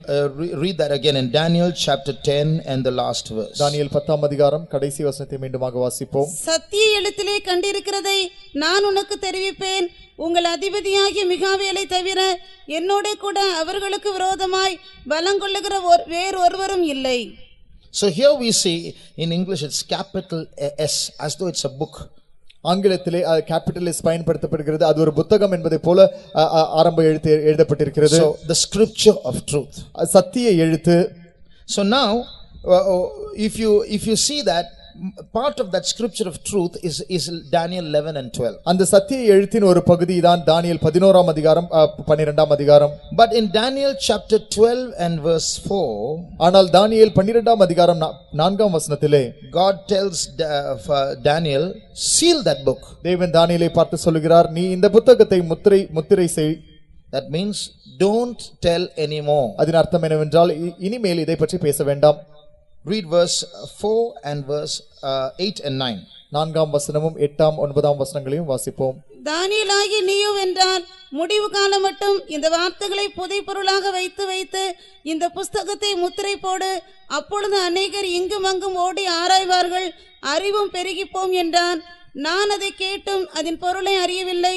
ஆகையால் என் ஆண்டவனே, இவைகளின் முடிவு என்னமாய் இருக்கும் என்று கேட்டேன். அதற்கு அவன், தானியேலே போகலாம், இந்த வார்த்தைகள் முடிவு காலம் மட்டும் புதைபொருளாக வைக்கப்பட்டும் முத்திரிக்கப்பட்டும் இருக்கும். So here we see that this scripture of truth is here called a book. இந்த சத்திய எழுத்து இந்த இடத்திலே ஒரு புத்தகம் என்று எழுதப்பட்டிருக்கிறதை நாம் பார்க்கிறோம். And God tells Daniel, seal it. தேவன் சொல்லுகிறார் தானியேலை பார்த்து, இந்த புத்தகத்தை நீ முத்திரை போடு. If you read Daniel 11 and 12, both are very difficult to understand. தானியேல் 11ஆம் அதிகாரம் 12ஆம் அதிகாரத்தை நாம் வாசித்து பார்ப்போம் என்றால் விளங்கிக் கொள்ள அவை மிகவும் கடினமானவைகள். And so Daniel himself says in verse 8, I myself did not understand. எனவே 8ஆம் வசனத்திலே தானியேல் சொல்லுகிறான், எனக்கே இது புரியவில்லை. So he saw, he wrote, he received, but he didn't understand. அவன் அதை கண்டான், அதை பெற்றுக்கொண்டான், அதை அவன் எழுதினான், ஆனால் அதனுடைய பொருளை அவன் அறியவில்லை. So when Daniel told that angel, I don't understand it myself, what does this actually mean? The angel says, go your way, don't talk about this anymore, see, it is sealed till the time of the end. எனவே தானியேல் தேவதூதனை பார்த்து, இது என்ன, இதனுடைய அர்த்தம் என்ன, எனக்கு இது விளங்கவில்லை என்று கேட்டபொழுது தேவதூதன் அவனை பார்த்து, தானியேலே, நீ உன்னுடைய வழியே நீ போகலாம், இது கடைசி காலம் மட்டும், இதை புதைபொருளாகவும் முத்திரிக்கப்பட்டும் வைக்கப்படும். Now the question is, what is the use of God revealing something which Daniel can't understand and which we can't understand because it is sealed? இப்பொழுது கேள்வி என்னவென்றால், தானியேலுக்கும் விளங்காத ஒரு காரியத்தையும் நாமும் விளங்கக்கூட முடியாத ஒரு காரியம் என்றால் அது முத்திரிக்கப்பட்டிருக்கிறது, அப்படிப்பட்ட ஒரு காரியத்தை வெளிப்படுத்துவதனுடைய அர்த்தம் என்ன?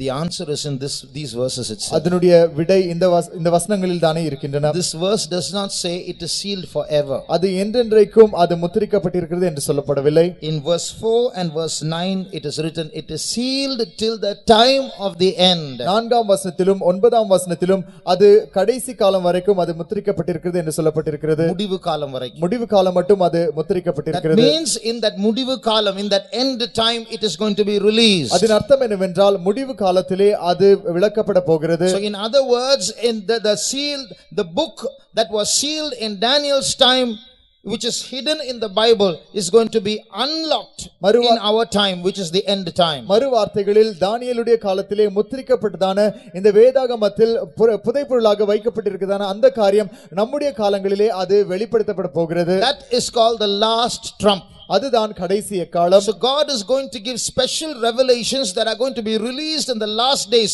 secrets that were sealed till now but are in the very Bible that we read every day, but our eyes won't understand it. எனவே கடைசி காலத்திலே வெளிப்படுத்த போகிறதான ரகசியங்கள் விசேஷமானவைகள் உண்டு. இதுவரைக்கும் நாம் வேதத்தை வாசித்திருந்தோம், ஆனால் நம்மால் அதை விளங்கிக் கொள்ள முடியவில்லை. But it is going to be unlocked and given into the minds of his saints in the last days, and they will reveal it to the church. This is the last trump that is going to prepare the church for the second coming of Jesus Christ. ஆனால் அது திறக்கப்பட போகிறது. தேவன் அதை தேவனுடைய பரிசுத்தவான்களுடைய மனதிலே கொடுக்க போகிறார். அவர்கள் அதை சபைக்கு தருவார்கள். கடைசி நாட்களிலே பிரசங்கிக்கப்பட போகிறதான, ஊதப்பட போகிறதான கடைசி எக்காலம் அது. So Daniel's book got sealed and he didn't know it. He died without knowing it. But today it's going to be unlocked in these days. தானியேலுடைய புத்தகம் அது முத்திரிக்கப்பட்டது. அவன் அதை விளங்கிக் கொள்ளவில்லை. அவன் அதை அறியாமலேயே அவன் மரித்து போனான். ஆனால் இந்த கடைசி நாட்களிலே தேவன் அதை வெளியரங்கமாக்க போகிறார். So then the last days God is going to give revelations and dreams and visions that are apocalyptic, that is going to wake up the church to prepare for the second coming of Jesus. கடைசி நாட்களிலே தேவன் தாமே வெளிப்படுத்தல்களையும் தரிசனங்களையும் சொப்பனங்களையும் தரப்போகிறார். அவைகள் கடைசி நாட்களை குறித்தவைகள். இதுவைகள் தேவனுடைய சபையை விழித்தெழ செய்கிறதான காரியங்கள். So when you read about Joel's prophecy, நீங்கள் யோவேலுடைய தீர்க்கதரிசனத்தை குறித்து வாசிக்கும் பொழுது it says, in the last days I will pour out my spirit upon all flesh. கடைசி நாட்களிலே மாம்சமான யாவர் மீதும் என்னுடைய ஆவியை ஊற்றுவேன் என்று சொல்கிறார்.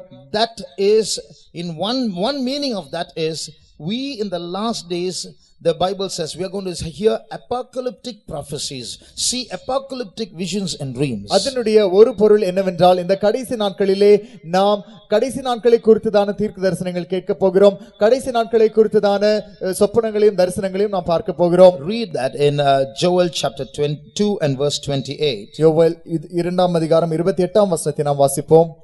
And 29. 29ஆம் வசனமும் கூட.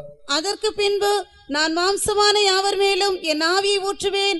அப்பொழுது உங்கள் குமாரரும் உங்கள் குமாரத்திகளும் தீர்க்க தரிசனம் சொல்லுவார்கள். உங்கள் மூப்பர் சொப்பனங்களையும் உங்கள் வாலிப தரிசனங்களையும் காண்பார்கள். ஊழியக்காரர் மேலும் ஊழியக்காரிகள் மேலும் அந்நாட்களிலே என் ஆவியை ஊற்றுவேன். 31 வரை வாசிங்க. வானத்திலும் பூமியிலும் இரத்தம், அக்கினி, புகை ஸ்தம்பங்களாகிய அதிசயங்களை காட்டுவேன். கர்த்தருடைய பெரிதும் பயங்கரமான நாள் வருமுன்னே சூரியன் இருளாகவும் சந்திரன் இரத்தமாகவும் மாறும். So this will happen before the great and terrible day of the Lord. கர்த்தருடைய பெரிதும் பயங்கரமான நாள் வருவதற்கு முன்பாக இவைகள் சம்பவிக்கும். So that means before Jesus comes, before the tribulation period, before Jesus comes, these prophecies, these visions, these dreams are going to come before people. அதன் அர்த்தம், இயேசு வருவதற்கு முன்பாக, உபத்திரவ காலத்திற்கு முன்பாக இந்த தரிசனங்கள், சொப்பனங்கள், வெளிப்படுத்தல்கள் ஜனங்களுக்கு காண்பிக்கப்படும். So this last trump, or these special revelations for the church at the last times is going to build the church on one side and scare the enemy on the other side. எனவே இந்த கடைசி நாட்களிலே ஊதப்படுகிறதான இந்த எக்காலம் சபைக்கு கொடுக்கப்படுகிறதான இந்த சுவிசேஷம் கடைசி காலத்தின் சுவிசேஷம் தேவனுடைய சபையை ஒரு பக்கத்திலே கட்டப் போகிறது, மறுபக்கத்திலே எதிராளியை பயமடைய செய்ய போகிறது. So we need to get ready to receive those revelations. அந்த வெளிப்படுத்தல்களை பெற்றுக்கொள்ளும்படியாக நம்மை நாம் ஆயத்தப்படுத்திக் கொள்ள வேண்டும். We need to sanctify ourselves to receive those revelations and blow the trumpet. அந்த வெளிப்படுத்தல்களை பெற்றுக்கொண்டு எக்காலத்தை ஊதும்படியாக நம்மை நாம் சுத்திகரித்துக் கொள்ள வேண்டும். Secondly, இரண்டாவதாக we read of the pitchers being broken. உடைக்கப்பட்டதான அந்த பானைகளை குறித்து நாம் வாசிக்கிறோம். In the Bible we read about the earthen vessels compared to the human body. வேதாகமத்திலே மண்பாண்டங்கள் மனிதனுடைய சரீரத்தோடு ஒப்பிடப்பட்டிருக்கிறதை நாம் வாசிக்கிறோம். You read that in 2 Corinthians chapter 4 இரண்டாம் கொரிந்தியர் 4ஆம் அதிகாரத்திலே நாம் அதை வாசிக்கிறோம். and verse 7. 7ஆம் வசனம். இந்த மகத்துவமுள்ள வல்லமை எங்களால் உண்டாயிராமல் தேவனால் உண்டாயிருக்கிறது என்று விளங்கும்படி இந்த பொக்கிஷத்தை மண்பாண்டங்களில் பெற்றிருக்கிறோம். So all that we are going to see in connection with the trumpet and the light and the pitcher is connected with the end times that we are living in. எக்காலத்தோடும் தீவட்டிகளோடும் மண்பாண்டங்களோடும் நாம் ஒப்பிடப்பட்டு அதன் அடையாளமாக கூறப்பட்டிருக்கிற காரியங்களை நாம் பார்க்க போகிறது எல்லாம் இந்த கடைசி நாட்களோடு சம்பந்தப்பட்டவைகள். So here we read about the anointing residing within us. We have this treasure called the Holy Spirit, the anointing in earthen vessels, that is referring to our body. இங்கே நமக்குள்ளே தங்கி இருக்கிறதான அந்த அபிஷேகத்தை பரிசுத்த ஆவியினுடைய அபிஷேகத்தை இங்கே பொக்கிஷமாக நாம் வைத்திருக்கிறோம் என்று சொல்லப்பட்டிருக்கிறது. அது வைக்கப்பட்டிருக்கிற இடம் மண்பாண்டம், அது நம்முடைய சரீரம். So the pitchers breaking means we have to surrender our bodies to die as martyrs for Jesus if necessary. மண்பாண்டம் உடைக்கப்படுவது என்னவென்றால் நம்முடைய சரீரத்தை தேவைப்படும் என்றால் இயேசுவுக்காக இரத்த சாட்சிகளாக மரிக்கவும் கூட நம்முடைய சரீரங்களை நாம் ஒடுக்கி ஒப்படைப்பது. See, the Bible says that God has a plan not only about our life but also about our death. நம்முடைய ஜீவியத்தை குறித்து மட்டுமல்ல நம்முடைய மரணத்தை குறித்தும் தேவனுக்கு ஒரு திட்டம் உண்டு என்று வேதம் சொல்லுகிறது. If you turn to John chapter 21 யோவான் சுவிசேஷம் 21ஆம் அதிகாரத்துக்கு நம்முடைய வேதத்தை திருப்போம் என்றால் and verse 19 19ஆம் வசனம். இன்னவிதமான மரணத்தினாலே அவன் தேவனை மகிமைப்படுத்த போகிறான் என்பதை குறிக்கும்படியாக இப்படி சொன்னார். அவன் மரித்து தேவனை மகிமைப்படுத்துவான் என்று சொல்லப்படவில்லை. It is not said that he shall die and thereby glorify God. இன்ன விதமான மரணத்தினால் தேவனை மகிமைப்படுத்துவான். It is said in what manner of death he shall glorify God. ஆகையால் யோவான் மரிப்பதை பேதுரு மரிப்பதை மாத்திரமல்ல பேதுரு எப்படி மரிக்க போகிறான் என்று ஆண்டவர் முன்பதாகவே தீர்மானித்தார். Therefore the Lord had foreordained, or he had destinated that how Peter will die, and not only how that he is going to die. ஆகையால் அவன் மரிக்கும் வகையை தேவன் முன்பதாகவே தீர்மானித்தார். Therefore God had already planned the manner in which he shall die. இதே போல தேவனுடைய சித்தம் என்பது நம்முடைய வாழ்வை பற்றி மாத்திரமல்ல நம்முடைய மரணத்தை பற்றியும் ஆண்டவர் ஒரு திட்டத்தை வைத்திருக்கிறார். In the same way the will of God is not only concerning our life but God has a plan concerning even our death. சபையானது கிறிஸ்துவின் இரண்டாம் வருகைக்கு முன்பாக ஒரு உபத்திரவத்தின் காலத்திற்குள் செல்ல வேண்டும். The church has to go through a period of tribulation before the second coming of Jesus. இயேசுவின் வருகைக்கு பின்பு அந்திகிறிஸ்துவின் ஆட்சியில் ஒரு உபத்திரவ காலம் உண்டு. There is a tribulation period after the coming of Christ, in the period of the Antichrist. ஆனால் அதற்கு முன்பாகவே மிகுந்த உபத்திரவத்தின் மத்தியில் தேவனுடைய ராஜ்யத்தில் பிரவேசிக்க வேண்டும் என்று வசனம் சொல்லுகிறது. But even before that the scripture says that we need to enter into the kingdom of God through much tribulation. அந்த உபத்திரவத்தின் மத்தியில் நம்மில் சிலர் இயேசுவுக்காக இந்த தரையில் இரத்தம் சிந்த முன்பதாகவே நியமிக்கப்பட்டிருக்கிறோம்.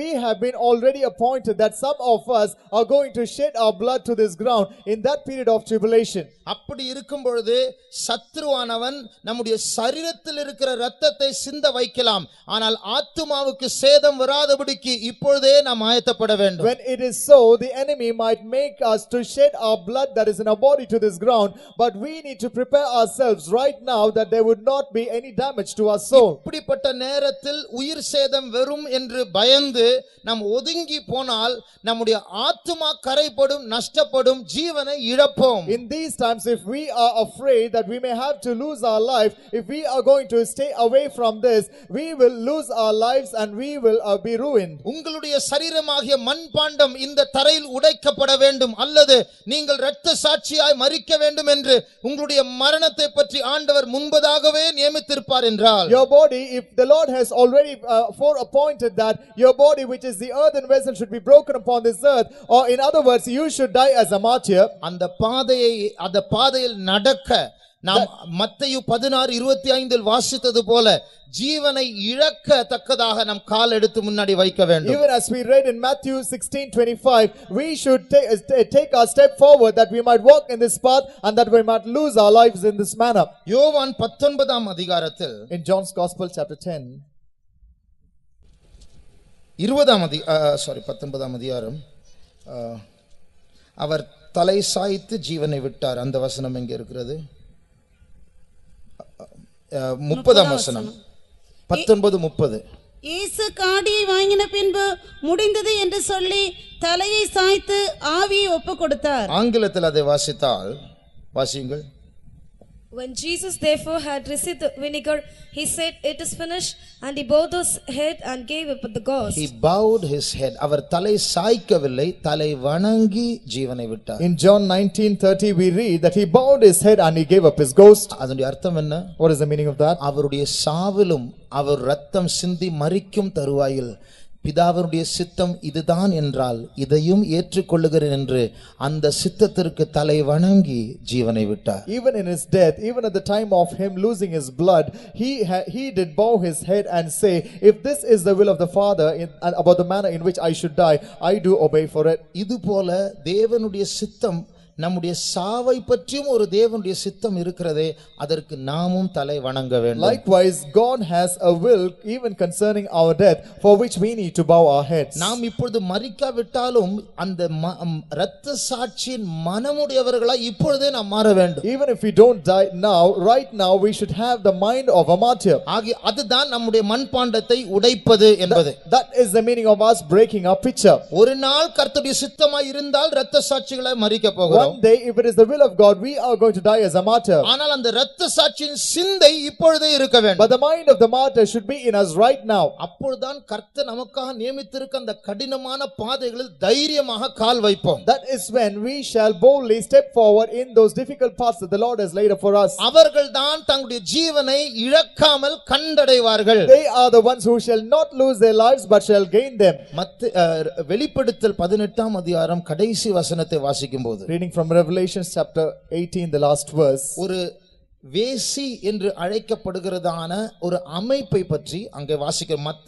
வெளிப்படுத்தல் 17ஆம் அதிகாரம் 18ஆம் அதிகாரங்களில் வாசிக்கிறோம். In Revelation chapters 17 and 18, we read about an organization that is compared to a harlot. அந்த வேசி என்று அழைக்கப்படுகிறது அந்த ஸ்திரீ ஒரு ஸ்திரீ அல்ல, அவளுக்குள் பல நிர்வாகங்கள் உண்டு, பல ஆட்கள் உண்டு, பல மார்க்கங்கள் உண்டு, பல தத்துவங்கள் உண்டு, பல பொருட்கள் உண்டு, பல தேசங்கள் உண்டு. The woman that is called as a harlot is not just an organization, but it has so much of administration, so many peoples and so many ways and philosophies and much places and nations in it. இவள் கர்த்தருடைய பிள்ளைகளுக்கு விரோதமான ஒரு அமைப்பு. And she is an organization that's against the people of God. அவளை பற்றி வாசியுங்கள். 24ஆம் வசனம் 18 கடைசி வசனம். Revelation chapter 18, the last verse 24, we read about her. தீர்க்கதரிசிகளுடைய இரத்தமும் பரிசுத்தவான்களுடைய இரத்தமும் பூமியில் கொல்லப்பட்ட அனைவருடைய இரத்தமும் அவளிடத்தில் காணப்பட்டது என்று விளம்பினான். இவள் அழகானவள் என்று வேதத்தில் வாசிக்கிறோம். In the scriptures we read that she is beautiful. வசீகரிக்க கூடியதான ஒரு தோற்றம் உடையவள். And she has an appearance that shall entice. ஆனால் அவளுடைய வாயில் பரிசுத்தவான்களுடைய இரத்தம் இருக்கிறது. But in her mouth is the blood of the saints. அவளோடு ஒத்துழைத்தால் சரீர ஜீவனை காக்கலாம். And if we shall compromise with her, we can save our lives of the body. ஆனால் இவள் சீக்கிரமாய் சுட்டெரிக்கப்பட போகிறாள். அதுதான் அவளுடைய நியாயத்தீர்ப்பு. But she is going to be burnt shortly, and that shall be her judgment. அவளோடு ஒத்துழைத்தால், அவளோடு கூட சேர்ந்தால் கொஞ்சம் நாள் பிழைக்கலாம். ஆனால் அவள் சுட்டெரிக்கப்படும் பொழுது, நியாயம் தீர்க்கப்படும் போது அவளுடையவர் அவர்களும் நியாயத்தீர்க்கப்பட வேண்டும். If you would get along with her, if you would join her, you can survive for a while. But when she is being judged, when she is burned, they that are with her shall also be burnt up. சில ஆண்டவருடைய பிள்ளைகள் அவளோடு சேரவில்லை. Some children of the Lord did not join with her. அந்த தேவனோடு சேர்ந்து இவளோடு சேராததான அந்த பிள்ளைகளுடைய இரத்தத்தை இவள் குடிக்கிறாள். And she does drink the blood of those children of God who would not join with her but have joined with the Lord. அவர்களுடைய மண்பாண்டமாகிய சரீரங்கள் இந்த பூமியில் உடைக்கப்பட்டது. And their bodies, which is the picture of earthen vessels, they were broken upon this earth. இவளுக்கு ரொம்ப சந்தோஷம். Now she is very happy. எனக்கு விரோதமாய் எழும்பினவருடைய இரத்தத்தை நான் குடித்து அவர்களை கொன்று போட்டேன். I have drunk the blood of them that have risen against me and I have killed them. என் மார்க்கத்துக்கு விரோதமாய் யார் எழும்பினாலும் அவர்களை கொலை செய்வேன். And whosoever shall rise up against my ways, I shall murder them. ஆனால் அவள் ஒரு காரியத்தை அறியாமல் இருந்தாள். But she never knew something. இப்ப பாருங்க 24ஆம் வசனத்தில் நாம் வாசிக்கிறோம், பரிசுத்தவானுடைய இரத்தத்தை அவள் குடித்து அந்த பரிசுத்தவானுடைய சரீரங்கள் இப்பொழுது இந்த தரையில் விழுந்து விட்டது. In verse 24 we read that she drank the blood of the saints of God and the bodies of those saints are fallen on this ground. அடுத்த வசனத்தை வாசியுங்க. And let's read the next verse. இவைகளுக்கு பின்பு பரலோகத்தில் திரளான ஜனக்கூட்டம் இடுகிற ஆரவாரத்தை கேட்டேன்.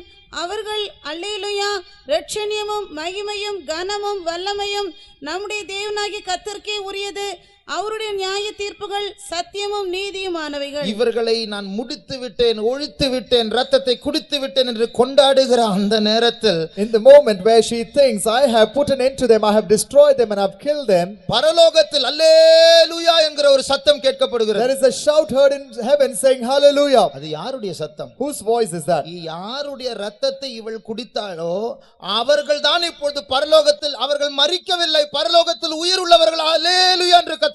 And whosoever's blood she had drunk, they have not died, but they are alive and are shouting hallelujah in heaven. இந்த அர்த்தத்தில் தான் இயேசு சொன்னார், தன் ஜீவனை என் நாமத்தின் நிமித்தம் இழக்கிறவன் அதை கண்டுபிடிப்பான், கண்டடைவான். It is in this sense Jesus said, whosoever shall lose his life for my sake shall find it. ஆகையால் இயேசுவின் நாமம் நிமித்தம் இந்த தரையில் அவருடைய சித்தமாய் இருக்கும் என்றால் இந்த மண் பாண்டத்தை உடைக்க நம்முடைய மனதை ஆயத்தப்படுத்த வேண்டும். Therefore we need to prepare our mind that we may be able to break our picture, our earthen vessels upon this earth, if it be the will of God.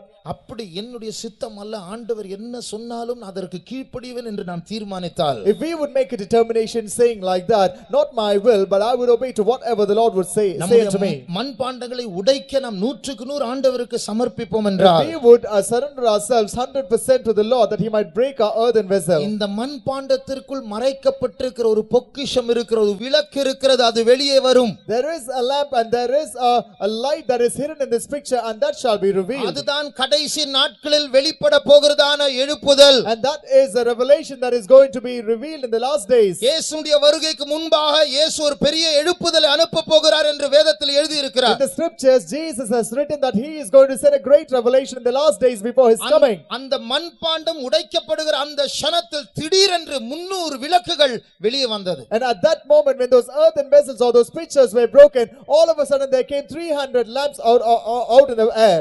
அதுபோல நாம் நம்மை சுத்திகரித்தால், Likewise if we would sanctify ourselves, நம்முடைய பயத்தை அகற்றினால், if we would put away our fear, ஜீவனோ மரணமோ என் ஆண்டவரை பின்பற்றுவேன் என்று நாம் தீர்மானித்தால், if we would make a determination saying I will follow the Lord no matter if it is life or death, திடீரென்று கர்த்தர் நம் மத்தியில் உதிப்பார். all of a sudden the Lord will shine in our midst. திடீரென்று நீதியின் சூரியன் நம் மத்தியில் உதிப்பார். All of a sudden the sun of righteousness will shine in our midst. அதை பற்றி தான் 126ஆம் அதிகாரம் 1ஆம் வசனத்தில், It is about that we read in Psalm 126 verse 1. சீயோனின் சிறையிருப்பை கர்த்தர் திருப்பும்போது சொப்பனம் காண்கிறவர்கள் போல் இருந்தோம். இப்பொழுது அடிமைகளா இருக்கிறோம். Now we are slaves. இப்பொழுது மீதியானியர்கள் நம்மை மேற்கொள்ளுகிறதான காலம். Now these are the times when the Midianites overcome us. இப்பொழுது அதிகமாக நம்முடைய விளைச்சலை அந்த சத்துருக்கள் எடுத்து சிறுமைப்பட்ட ஒரு நிலவரத்தில் இருக்கிறோம். Now we are in an impoverished state because the enemy is taking our increase. ஆனால் கர்த்தர் அவருடைய போர் தந்திரத்தின்படி நம்மை இப்பொழுது சுத்திகரித்துக் கொண்டு இருக்கிறார். But now the Lord is sanctifying us according to his strategy. அந்த அவருடைய சட்டங்களுக்கும் பைத்தியக்காரரை போல கீழ்ப்படியும் போது, and when we obey his commandments just like foolish people, திடீரென்று அந்த சத்துருனுடைய பாளையத்தில் இந்த வெளிச்சம் வந்தது போல, all of a sudden just as there came light in the army of the enemies, நமக்கே சந்தேகம் வரும், இது நினைவா, இது உண்மையா, கனவா? we ourselves would have a doubt if it is for real or if it's just a dream. அப்படிப்பட்ட ஒரு எழுப்புதலை ஆண்டவர் திடீரென்று அனுப்ப போகிறார். The Lord is going to all of a sudden send such a great revival. கர்த்தர் சீயோனின் சிறையிருப்பை திருப்பின போது, When the Lord turned the captivity of Zion, நாங்கள் சொப்பனம் காண்கிறவர்களை போல் இருந்தோம். we were as though we were dreaming. இத்தனையோ ஆண்டு காலமாக நடக்காத காரியங்கள், பயங்கரமான காரியங்கள் இப்பொழுது நடக்கிறதே, இது உண்மைதானா? Great and terrible things that had not happened all these years are coming to pass now. Are they for real? ஆகையால் ஆண்டவர் இதை செய்ய போகிறார். Therefore the Lord is going to do this. இந்த முறைப்படி நாம் நம்மை சுத்திகரிக்கும் போது, And when we sanctify ourselves according to the manner, இந்த நமக்குள் இருக்கிற மறைந்திருக்கிற பொக்கிஷமாகிய அபிஷேகத்தினுடைய மேன்மை வெளியே வரப்போகிறது. the greatness of the anointing that is hidden in us is going to be revealed. இன்றைக்கு பெந்தேகோஸ்தே ஜனம் என்று சொன்னாலே ஒரு வேடிக்கையான வார்த்தை. Today it is a word or a funny word when we use the word Pentecostals. இன்றைக்கு நாம் அபிஷேகத்தில் நிரம்புவதே மற்றவர்களுக்கு சிரிப்பான ஒரு காரியம். Today it is a thing that brings laugh to the mouth of people when we get filled with the Spirit. ஆனால் இதே பைத்தியமான செயல் உலகத்திலேயே ஒரு பெரிய வல்லமையாய் மாற்றப்பட போகிறது. But this very deed of madness is going to become a greatest power of the world. ஆனால் அதற்காக முதலாவது நம்முடைய மண்பாண்டங்களை உடைக்க ஒப்படைக்க But வேண்டும். for which first of all we need to yield ourselves for our earthen vessels to be broken. ஒரே ஒரு வசனத்தை வாசித்து நாம் முடிப்போம். We'll just read one word and conclude with that. 110 சங்கீதம் 3 வசனத்தை வாசிப்போம். Let's read from Psalm 110 verse 3. உமது பராக்கிரமத்தின் நாளிலே உம்முடைய ஜனங்கள் மனப்பூர்வமும் பரிசுத்த அலங்காரம் உள்ளவர்களுமாய் இருப்பார்கள். விடியற்காலத்து கற்பத்தில் பிறக்கும் பனிக்கு சமானமாய் உம்முடைய யவன ஜனம் உமக்கு பிறக்கும். ஒரு நாள் வரப்போகிறது. A day is going to come. அந்த நாளினுடைய பேர் உமது, அதாவது தேவனுடைய பராக்கிரமத்தின் நாள். The name of that day is the day of the Lord's strength. இன்றைக்கு ஆண்டவர் நம் மத்தியில் மறைந்திருக்கிறவரை போல் இருக்கிறார். Today the Lord is as though he is invisible in our midst. ஆனால் ஒரு நாள் அவர் உதிக்க போகிறார். But one day he is going to shine. இயேசுவின் வருகைக்கு முன்பாக தேவன் யார் என்று இந்த முழு பூமி அறியத்தக்கதாக அவர் தன்னை காண்பிக்க போகிறார். And he is going to reveal himself to the whole world that the world might know as to who he is before the coming of Jesus. அந்த பராக்கிரமத்தின் நாளில் அவருடைய ஜனங்கள் மனப்பூர்வமாய் இருப்பார்கள். And on the day of his might his people shall be wholehearted. அதனுடைய அர்த்தம், What is the meaning of that? நான் சாக ரெடி ஆண்டவரே. Lord, I am prepared to die. அது மாத்திரமல்ல, Not just that. அவர் பரிசுத்தத்தினால் அலங்கரிக்கப்பட்டவர்களாய் இருப்பார்கள். And they shall be adorned in their holiness. அதனுடைய அர்த்தம், What is the meaning of that? கர்த்தர் அவர்களை சுத்திகரித்து விட்டார். The Lord has sanctified them. அந்த நேரம் தான் அவருடைய பராக்கிரமத்தின் நாள். அதுதான் கடைசி கால எழுப்புதல். And that is the point, that is the time of the last days revival, and that is the time of the Lord's strength. அந்த நாட்களில் தான் அவருடைய யவன ஜனம் அவருக்கென்று பிறக்கும். It is in those days that his youth will be born for him. அதுதான் அவருடைய வருகையின் நாள். And that is the day of his coming. அந்த எழுப்புதலின் முடிவில் ஒரு கூட்டம் ஜனம் மறுரூபம் அடைந்து இயேசுவோடு கூட அவர்கள் காணப்பட At போகிறார்கள். the end of that revival, one group of people are going to be transformed and they are going to be found with him. நம்முடைய கண்களை மூடுவோமா? Shall we close our eyes? இன்னும் கொஞ்சம் காலத்தில் In a short while, வருகிறவர் வருவார். he that cometh shall come, அவர் தாமதம் பண்ண and மாட்டார். he shall not tarry. ஆனால் அந்த கொஞ்சம் காலத்தில் But in that short time, அந்த வரப்போகிறவர் ஒரு பெரிய எழுப்புதலை அனுப்ப and போகிறார். he that is going to come is going to send a great revival. இந்த பிரசங்கத்தின் ஆரம்பத்தில் நாம் இப்படி கேட்டோமே, We heard in the beginning of this sermon like ஒரு this. அபிஷேகம் கிடைக்கிறது போல இருக்கிறதான அடுத்த நாள் தோல்வி. It is as though we are receiving an anointing, but the very next day we face a defeat. சில காரியங்களுக்காக ஜெபித்துக் கொண்டே இருக்கிறோம், ஆனால் பதில் இல்லை. We continue to pray for certain things, but we don't have an answer. சில பாவங்கள் போராடி கொண்டே இருக்கிறது, ஜெயிக்க வேண்டும் என்று அழுதாலும் முயற்சி செய்தாலும் அது போராடுகிறது. Some sins continue to strive, but we are crying and we are praying that we might be able to overcome, but they still strive. நானே உன் பரிகாரியாகிய கர்த்தர் என்று அவர் சொன்னாலும் அந்த தெய்வீக சுகத்தின் வல்லமையை அனுபவிக்க முடியாதபடிக்கு சில வியாதிகள் நம்முடைய சரீரங்களை மேற்கொண்டு கொண்டிருக்கிறது. Even though the Lord says, I am the Lord that healeth thee, some sicknesses are overpowering and they are in our body that we are not able to experience that power. இதுதான் சீயோனின் சிறையிருப்பு. This is the captivity of ஆனால் Zion. வேதம் வாக்குத்தத்தமாய் சொல்லுகிறது, இந்த சீயோனின் சிறையிருப்பை கர்த்தர் மாற்ற போகிறார். But the scripture says as a promise that the Lord is going to turn away the captivity of Zion. பரிசுத்தம் இல்லையே என்று கண்ணீர் வடித்துக் கொண்டிருக்கிறவர்களுடைய கண்ணீர் துடைக்கப்படும் காலம் வரப்போகிறது. The time is going to come when the tears of them that shed tears saying I don't have holiness is going to be wiped away. தீராத வியாதியினால் பீடிக்கப்படுகிற ஜனங்கள் இனி எனக்கு வியாதி இல்லை என்று சொல்ல போகிற காலம் வரப்போகிறது. Times are going to come when those who are weeping saying, I have chronic illnesses, they are going to be healed. என் ஜெபம் கேட்கப்படவில்லையே என்று எத்தனையோ நாட்களாக கண்ணீர் விட்டுக் கொண்டிருக்கிறவருடைய ஜெபம் கேட்கப்பட்டது என்ற ஆர்ப்பரிப்பின் சத்தம் கேட்கப்பட போகிறது. A voice of shout saying, my prayer is heard, is going to be heard. Of those who are saying, my prayer is not being heard. எத்தனையோ ஆண்டு காலமாக சபையை உபத்திரவப்படுத்தினதான பிசாசின் வல்லமைகள், The powers of the devil that had been tormenting the church for many years, துன்மார்க்கமான வல்லமைகள், பரிசுத்தத்தை தேடினவர்களை தீட்டுப்படுத்தின வல்லமைகள், and powers of wickedness, and those powers that had defiled them that were seeking after holiness. நான் இயேசுவுடைய பிள்ளை என்று சொன்ன ஒரே காரணத்தின் நிமித்தம் கவிழ்த்து போடும்படியாக இரவும் பகலும் கர்ச்சிக்கிற சிங்கத்தை போல தேவனுடைய ஜனங்களை விழச் செய்த வல்லமைகள், The powers that had made the children of God to fall, working against them day and night for the only reason that they called themselves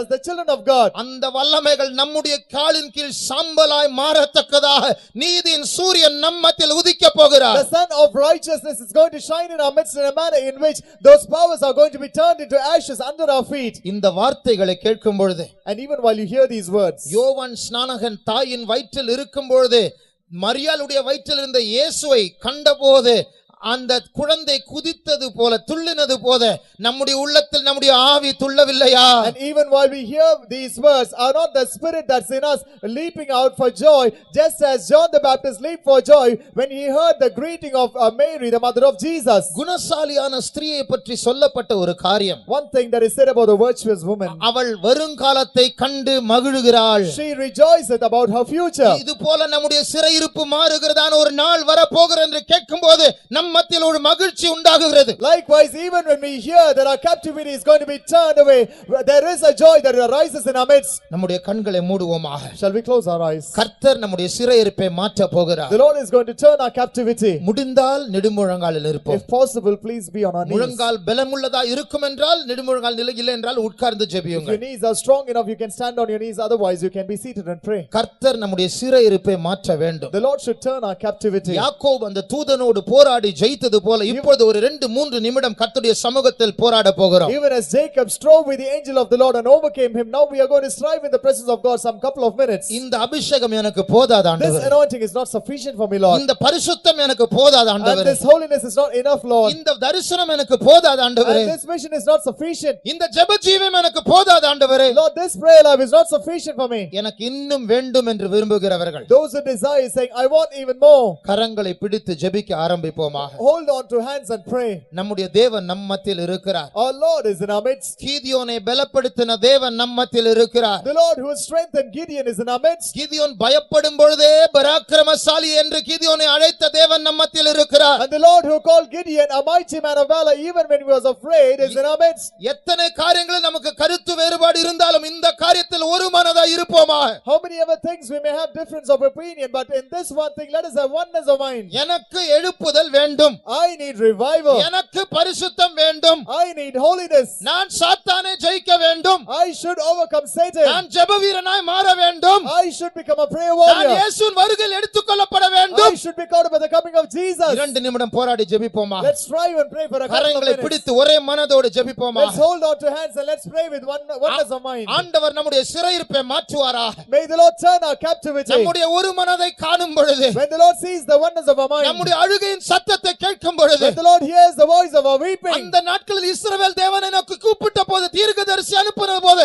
ஆண்டவர் தீர்க்கதரிசிகளை அனுப்புவார். just as the Lord sent the prophets when the children of Israel wept and cried out to him, the Lord shall send his prophets to us. இருதயத்தின் ஆழத்திலிருந்து சத்தத்தை உயர்த்தி ஜெபிப்போமா. Let's lift up our voice from the depth of our heart and pray.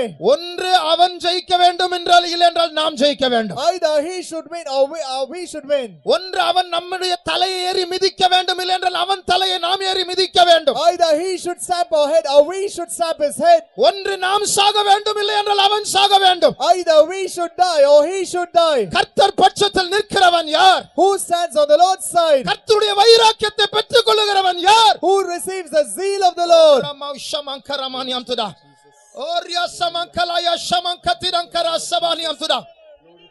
பல போர் தந்திரங்களுடைய தேவன் நம்மத்தில் உலாவிக் The கொண்டிருக்கிறார். Lord of many strategies is moving in our midst. இஸ்ரவேலின் தேவன் நம்முடைய தேவன். The God of Israel is our God. சாத்தானே, இது ஒரு இறை ஆட்சி. Oh Satan, this is a theocracy. எங்கள் தேவன் ராஜாதி ராஜா. Our God is the King of kings. எங்கள் தேவன் சர்வ வல்லமை உள்ளவர், சர்வ ஞானம் உள்ளவர். Our God is almighty and he is all omniscient. இப்பொழுது நாங்கள் தாழ்ந்து போனாலும் கடைசி ஜெயம் நம்முடையது. Even if we are put low now, ours is the last victory. கர்த்தருடைய ஆவியானவர் நம்மத்தில் அசைவாடிக் The கொண்டிருக்கிறார். Spirit of God is moving in our midst. நம்மை பலப்படுத்துகிற கிறிஸ்துவினாலே எல்லாவற்றையும் செய்ய பலன் உண்டு. We can do all things through Christ that strengthens us.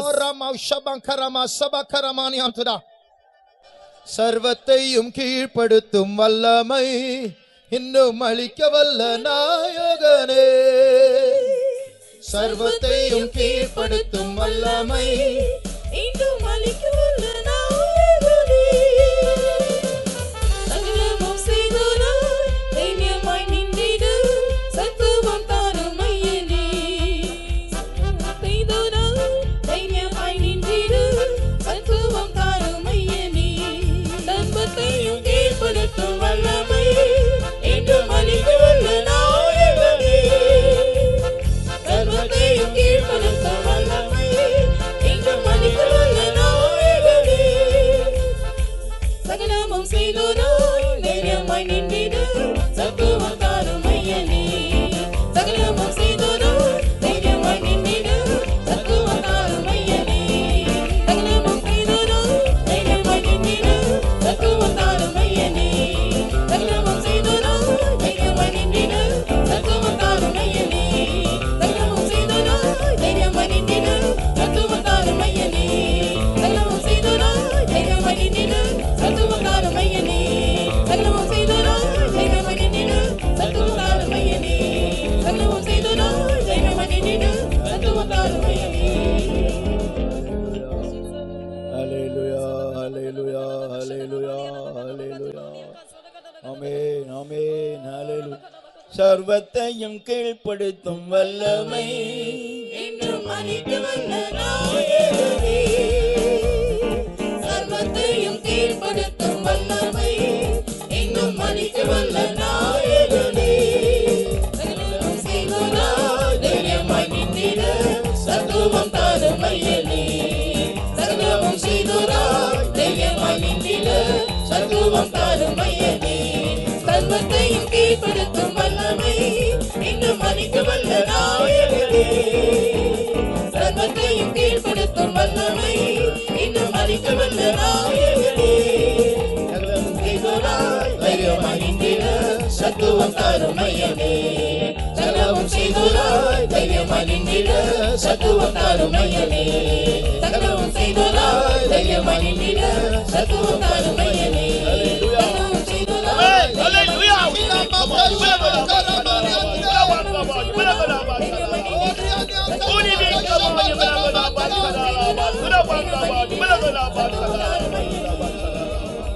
Hallelujah, hallelujah, hallelujah, hallelujah, hallelujah, hallelujah.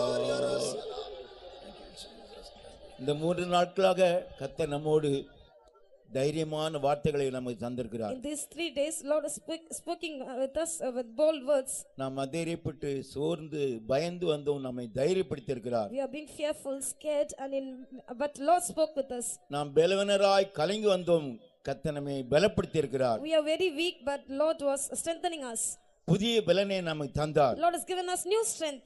இந்த 3ஆம் நாள் மாலை நேரத்தில் கர்த்தர் நம்மோடு பேசினார். In this 3rd day evening, Lord spoke with us. Gideon எப்படி யுத்தத்தில் ஜெயம் எடுத்தான் என்று நாம் படித்தோம். We now learnt how Gideon overcame the battle.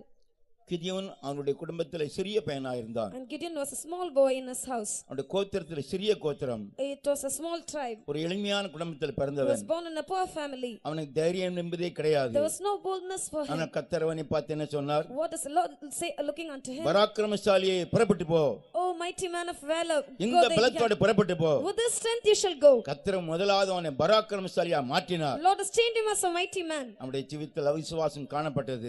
There was a doubt seen in him. பயம் இருந்தது. Fear was seen in his life. படிப்படியாக அவருடைய ஜீவியத்தை கர்த்தர் விசுவாசத்திலே கட்டி எழுப்பினார். Step by step the Lord built up the faith in his தைரியத்தை life. கொடுத்தார். Lord gave the boldness. அந்த தைரியத்தினாலே மீதியானரை முறியடித்தார் என்று He பார்க்கிறோம். overcame the Midianites. இதுபோல் நம்முடைய ஜீவியத்திலே பிசாசு பயத்தை உண்டு பண்ணுவான். Likewise the devil will be making நாம் fear. பயப்பட வேண்டிய அவசியம் இல்லை. We should not fear for such things. நம்மோடு இருக்கிற ஒரு பெரியவர், The God with us is great. சகலத்தையும் ஜெயித்தவர், He has overcome all things. சர்வ வல்லமையுடையவர். He is an omnipotent God. பயப்படாதே. He should not fear. இந்த பலத்தினால புறப்பட்டு போ. He should go along with us. கமாடி பலகோடா பாக்கராலாபா குரபாங்கபாடி பலகோடா பாக்கராலாபா. ஆமென். ஹalleluya ஹalleluya ஹalleluya.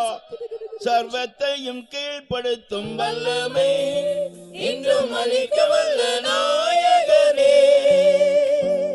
சர்வத்தையும் கீழ்ப்படுத்தும் வல்லமை இன்றும் அளிக்க வல்ல நாயகனே. சகலமும் செய்தோராய் தைரியமாய் நின்றிடு, சத்துவம் தாரும் ஐயனே.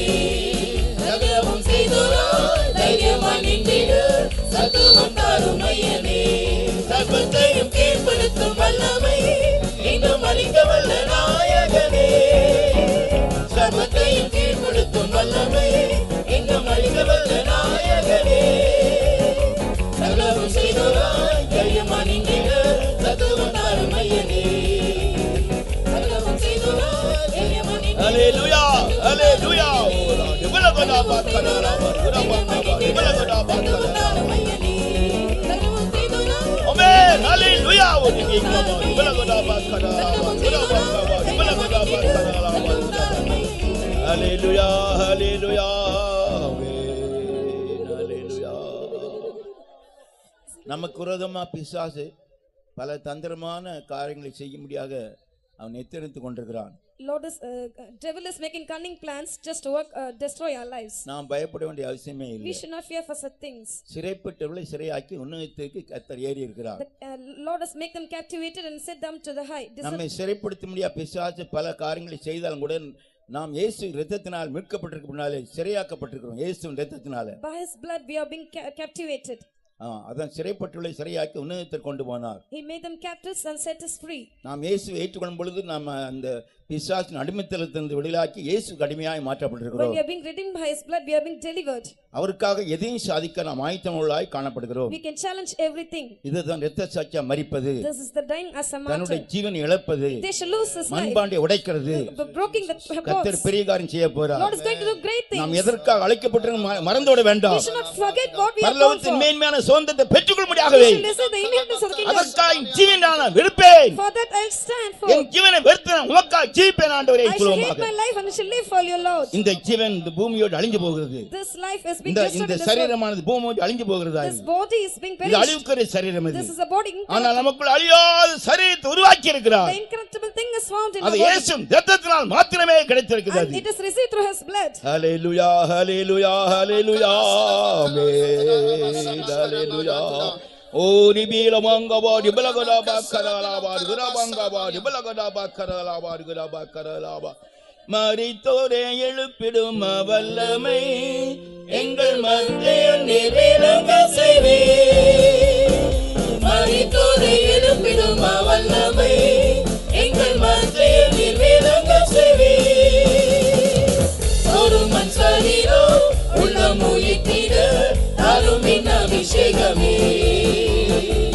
ஒரு மண் சரீரம் உள்ளம் உயிர்த்திட அருமின் அபிஷேகமே. மரித்தோரை எழுப்பிடும் வல்லமை எங்கள் மத்தியில் நிறைவேறங்க செய்வே. மரித்தோரை எழுப்பிடும் வல்லமை எங்கள் மத்தியில் நிறைவேறங்க செய்வே. ஒரு மண் சரீரம் உள்ளம் உயிர்த்திட அருமின் அபிஷேகமே. ஒரு மண் சரீரம் உள்ளம் உயிர்த்திட அருமின் அபிஷேகமே. ஒரு மண் சரீரம் உள்ளம் உயிர்த்திட அருமின் அபிஷேகமே. ஒரு மண் சரீரம் உள்ளம் உயிர்த்திட அருமின் அபிஷேகமே. ஹalleluya ஹalleluya ஹalleluya. ஓ ரிபி கமாடி பலகடா பாங்கபா பலகடா பாக்கராலாபா. ஹalleluya ஹalleluya ஹalleluya. ஊழியக்காரர்களுக்கு மண் சரீரம் சோர்ந்து போயிடுச்சு. for the sons of God, the body is being staying அதனாலதான் like that. உட்கார்ந்து கொண்டிருக்கிறாங்க. So that they are sitting like that. சரீரத்தை ஜீவ பலியாய் ஒப்படைக்க முடியாத அபிஷேகம் பண்ணப்பட்டதான சரீரம் இது. This is a body is by given by our God. இந்த சரீரத்தில் அவருடைய வல்லமை விளங்கச் செய்ய வேண்டும். In this body we have to reveal thy power. இந்த மண்பாண்டத்தில் அவருடைய பொக்கிஷத்தை விளங்கச் செய்ய வேண்டும். In this earthen pots the Lord has given the கர்த்தர் treasure. வெளியேறப்பட்ட பொக்கிஷத்தை தந்திருக்கிறார். Lord has given the precious அந்த treasure. மண்பாண்டத்துக்குள்ள அக்கினி இருக்கிறது. There's a fire in the precious ஒரு treasure. தீவெட்டி இருக்கிறது. There's lanterns. அது எரிந்து பிரகாசிக்க வேண்டும். It should burn for the ஒரு Lord. தீவெட்டி உள்ளே இருக்கிறது. It should burn for ஒரு the அக்கினி Lord. அபிஷேகத்தை தந்திருக்கிறார். Lord has given the mighty இந்த anointing. அபிஷேகத்தை நான் மேற்கொள்ளுமாக So that the mighty can overcome. எல்லா வல்லமைகளை மேற்கொள்ளுமாக We shall overcome O everything. நிபி கமாடி பலகலாபா கரலாபா குராபா கரலாபா மரித்தோரை எழுப்பிடும் வல்லமை எங்கள் மத்தியில் நிறைவேறங்க செய்வே மரித்தோரை எழுப்பிடும் வல்லமை எங்கள் மத்தியில் நிறைவேறங்க செய்வே சோருமன் சரீரோ உள்ளம் உயிர்த்திடு தருமின் அபிஷேகமே சோருமன் சரீரோ உள்ளம் உயிர்த்திடு தருமின் அபிஷேகமே சோருமன் சரீரோ உள்ளம் உயிர்த்திடு தருமின் அபிஷேகமே சோருமன் சரீரோ உள்ளம் உயிர்த்திடு தருமின் அபிஷேகமே சோருமன் சரீரோ உள்ளம் உயிர்த்திடு தருமின் அபிஷேகமே சோருமன் சரீரோ உள்ளம் உயிர்த்திடு தருமின் அபிஷேகமே. Hallelujah, hallelujah, hallelujah, hallelujah, hallelujah. The sisters voice மேலே கூட்டுங்க. சிஸ்டர்ஸ் பாடுற வாய்ஸ். நம்முடைய சரீரம் ஒரு மகிமையான சரீரமாய் மாற போறது. Our body is being going to be changed as a glorious body. இப்பொழுது கேட்டதான் இந்த சத்திய வசனத்தின்படி நம்முடைய ஜீவியம் வெளியேறப்பட்டதாய் மாற போறது. The truths which I heard now, according to this, the நாம் Lord is சாத்தானுக்கு அடிமைப்பட்டவர்கள் அல்ல. we are not being bound to the devil. சாத்தானை மேற்கொள்ள வல்லமையை நான் கர்த்தர் தந்திருக்கிறார். Lord has given the authority to overcome the அந்த devil. வல்லமையை நான் மேற்கொள்ளுமாக With that power we have to overcome. சோறும் மண் சரீரம் உள்ளம் உயிர்த்திட தருமின் அபிஷேகமே சோறும் மண் சரீரம் உள்ளம் உயிர்த்திட தருமின் அபிஷேகமே சோறும் மண் சரீரம் உள்ளம் உயிர்த்திட தருமின் அபிஷேகமே சோறும் மண் சரீரம் உள்ளம் உயிர்த்திட தருமின் அபிஷேகமே ஆமென் ஹalleluya சோறும் மண் சரீரம் உள்ளம் உயிர்த்திட தருமின் அபிஷேகமே ஆமென் ஹalleluya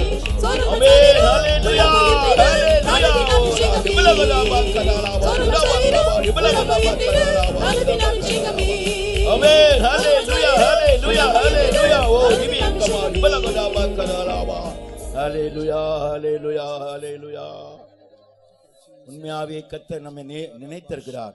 Really the Lord has remembered us. அவர் நம்மை நினைத்திருக்கிறார். He has remembered us. இந்த விஞ்ஞானபுரத்தில் இப்படிப்பட்டதான ஒரு உபதேசத்தை போதிக்கும்படியாக கர்த்தர் தம்முடைய தாசனை கொண்டு வந்தார். In this Menyanabram, Lord has brought the preacher to preach here. ஒரு பாக்கியமான நிலவரத்தை நமக்கு தந்தார். The blessed experience is given unto us. இந்த இடம் இந்த வளாகத்திலே கர்த்தருடைய வசனத்தை தியானிக்கும்படியாக நல்ல சந்தர்ப்பத்தை நமக்கு தந்தார். In this place the ground it was filled with the word இங்கே of God. வந்ததான மக்கள் அத்தனை பேரும் பாக்கியவான்கள். All the people are gathered here in blessed. இப்பேற்பட்ட சந்தர்ப்பம் இனி எப்பொழுது கிடைக்கும் தெரியாது. We do not know this opportunity it will not கடைசி receive all the நாட்களில் time. இந்த சத்திய வசனத்தை நமக்கு தந்திருக்கிறார். Lord has given the last opportunity. இது 100 மடங்காய் நம்முடைய ஜீவிதத்தில் நிறைவேற்ற போகிறார். This has to be fulfilled 100-fold. வெளியேறப்பட்ட வேத வசனங்கள் நம்முடைய ஜீவிதத்தில் விதைக்கப்பட்டிருக்கிறது.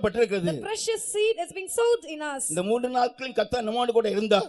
In this 3 days Lord was with us. இன்னும் கடைசி நாள் நாளைக்கு கடைசி நாளா இருக்கிறது. Last next day அந்த நாளை நமக்கு ஆசீர்வாதமாக்கி தர போகிறார். it has to be a blessed day. நம்முடைய மகனை வெள்ளைமாடித்து பாவிக்க வேண்டும். Lord has to use him mightily. அவருடைய வார்த்தைகள் எல்லாம் வெள்ளியை போலும் அக்கினிமயமாகும் வெளிப்பட்டபடினாலே கர்த்தரை நாம் ஸ்தோத்திரிப்போம். Lord has to வெள்ளியை போலும் அக்கினியாகும் நமக்களை பிரவேசித்தபடினால் கர்த்தரை நாம் the ஸ்தோத்திரிப்போம். words revealed as pure and gold.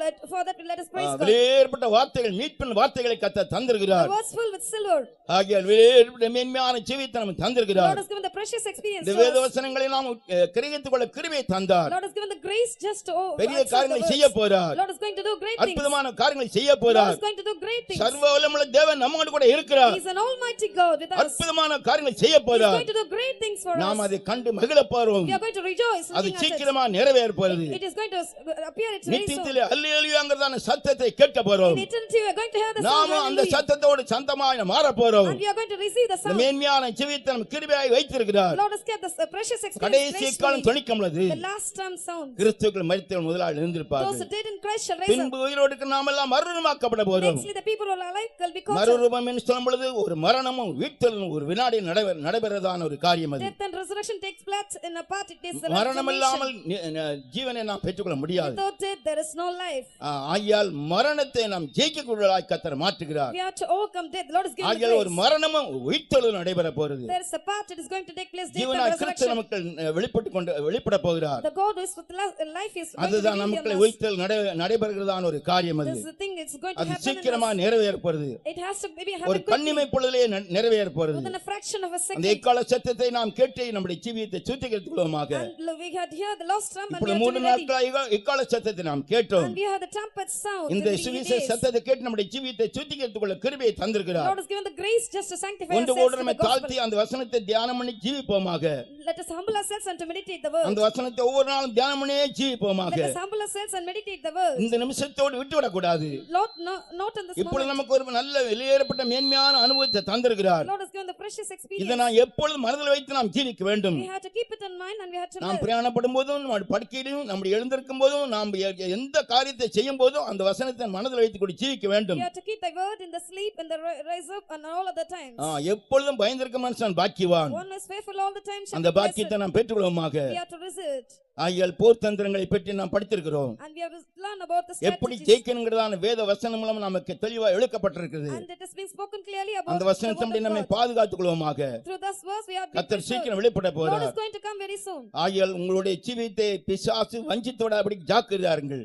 So that your life not be deceived by Satan. ஒரு சம்பவத்தை நான் சொல்கிறேன். I'm telling an incident. நான் மூணாறுல சிறு பையனா படித்துக் கொண்டிருக்கும் 62ஆம் வருஷத்துல. In the year 62 and I was a small boy studying in Munnar. 62ஆம் வருஷத்துல ஃபர்ஸ்ட் ஃபார்ம் படித்துக் கொண்டிருக்கிறேன். I was studying first standard. First ஃபார்ம்னா 6வது வகுப்பு 6th ஸ்டாண்டர்ட். First form. 62ஆம் வருஷம். அப்பொழுது இந்த பிள்ளைகள் இருக்காங்க இது போல வயசு சின்ன வயசு தான் எனக்கு அப்பொழுது. I was like this small lad like that. மூணாறுல வாரம் சனிக்கிழமை தோறும் நாங்க படித்த ஸ்கூல்ல இருந்து அந்த ஹாஸ்டல்ல இருந்து எங்களை காட்டு கொண்டு போவார்கள். As in the Saturdays the hostel they will make us to go to the jungle. ஒரு நாள் எங்களை கொண்டு போய் ஒரு உயர்ந்த மலையில கொண்டு போய் எங்க வார்டன் கொண்டு நிறுத்தி விட்டாராங்க. As warden takes us to the high mount. பயங்கரமான காடுகள் நிறைந்த இடம் அது. It was filled with dense forest. மூணாறுல இருக்கிறவங்களுக்கு தெரியும் காந்தலூர்ங்கிறதான ஒரு இடம் உயர்ந்த இடம் அது.